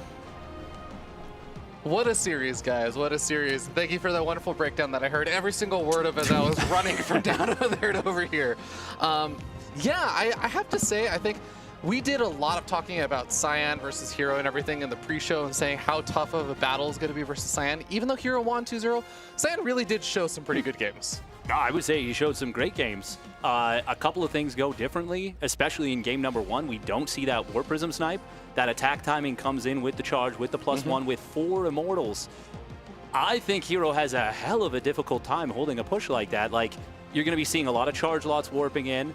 You're going to be seeing the upgrade advantage. You're going to be seeing Immortals against Blink Stalkers and Immortals, the units they want to be fighting, and a Warp Prism in the main base that's just causing chaos potentially. Like, the game plan was, I mean, it was kind of was exactly what I was calling for, which is like a really decisive play. But as soon as someone comes in and throws a wrench in that plan, which Hero is so good at, you have to start improvising a little bit. And he improvised well, but it was tough. We do see, of course, the recap of the day. Yeah, our schedule for the day, which is now concluding at this point, 4 best of 3s. We had Solar getting his victory versus Zoun, Maru getting his victory versus Trigger, Serral getting his victory versus HeroMarine, and Hero getting a victory versus Cyan. Demu, all 2-0s today. Yeah, even though it is a lot of 2-0, some of these matches were decently close. I mean, Serral versus Gabe, that was that game too. that was close. Like, I was talking a little bit with Serral, and he was like, "Yeah, he had me worried there. He had me on the ropes, kind of thing." And I mean, Zoun Solar, that was one that we kind of looked at and was like, that could realistically go either way. Solar seemed so confident in the interview afterwards about everything that happened. But yeah, I think for the most part, no upsets over here on Stream B for the day, and hopefully, the day is coming. And the nice news is also that, Dave, it sounds like those players who did lose today, they're not eliminated from the event, right? No, they have an opportunity tomorrow, and these were best of 3s, but the rest of the tournament from this point on is going to be at least best of 5s, and that is a completely different beast. One, because of course you have so much more opportunity to throw out weird builds, pocket builds. Even if you're down 1-0, you can still do a crazy build. And the psychology of that gets a lot more complicated in a best of 5. But 2, you also have this very interesting situation just in terms of how the map vetoes can work out. Sometimes maps that allow for some of these weirder strategies are going to play a much larger role. I think there's just a lot more room to play. And then, of course, you didn't necessarily know who your opponent was. You may have prepared with an idea in mind of who it could have been, but you didn't know for sure who it was. Absolutely. And that, of course, does mean that we're going to be wrapping up today and finding out how a lot of those matches that you're talking about are going to be happening tomorrow, as that is when things will resume. We are finished up all over here today. I believe there's still some more games happening on the other stream. So thank you, everyone who decided to tune in for the stream here today. We are here at Riyadh Boulevard, but we are going to be signing off for the night and returning tomorrow with more StarCraft action.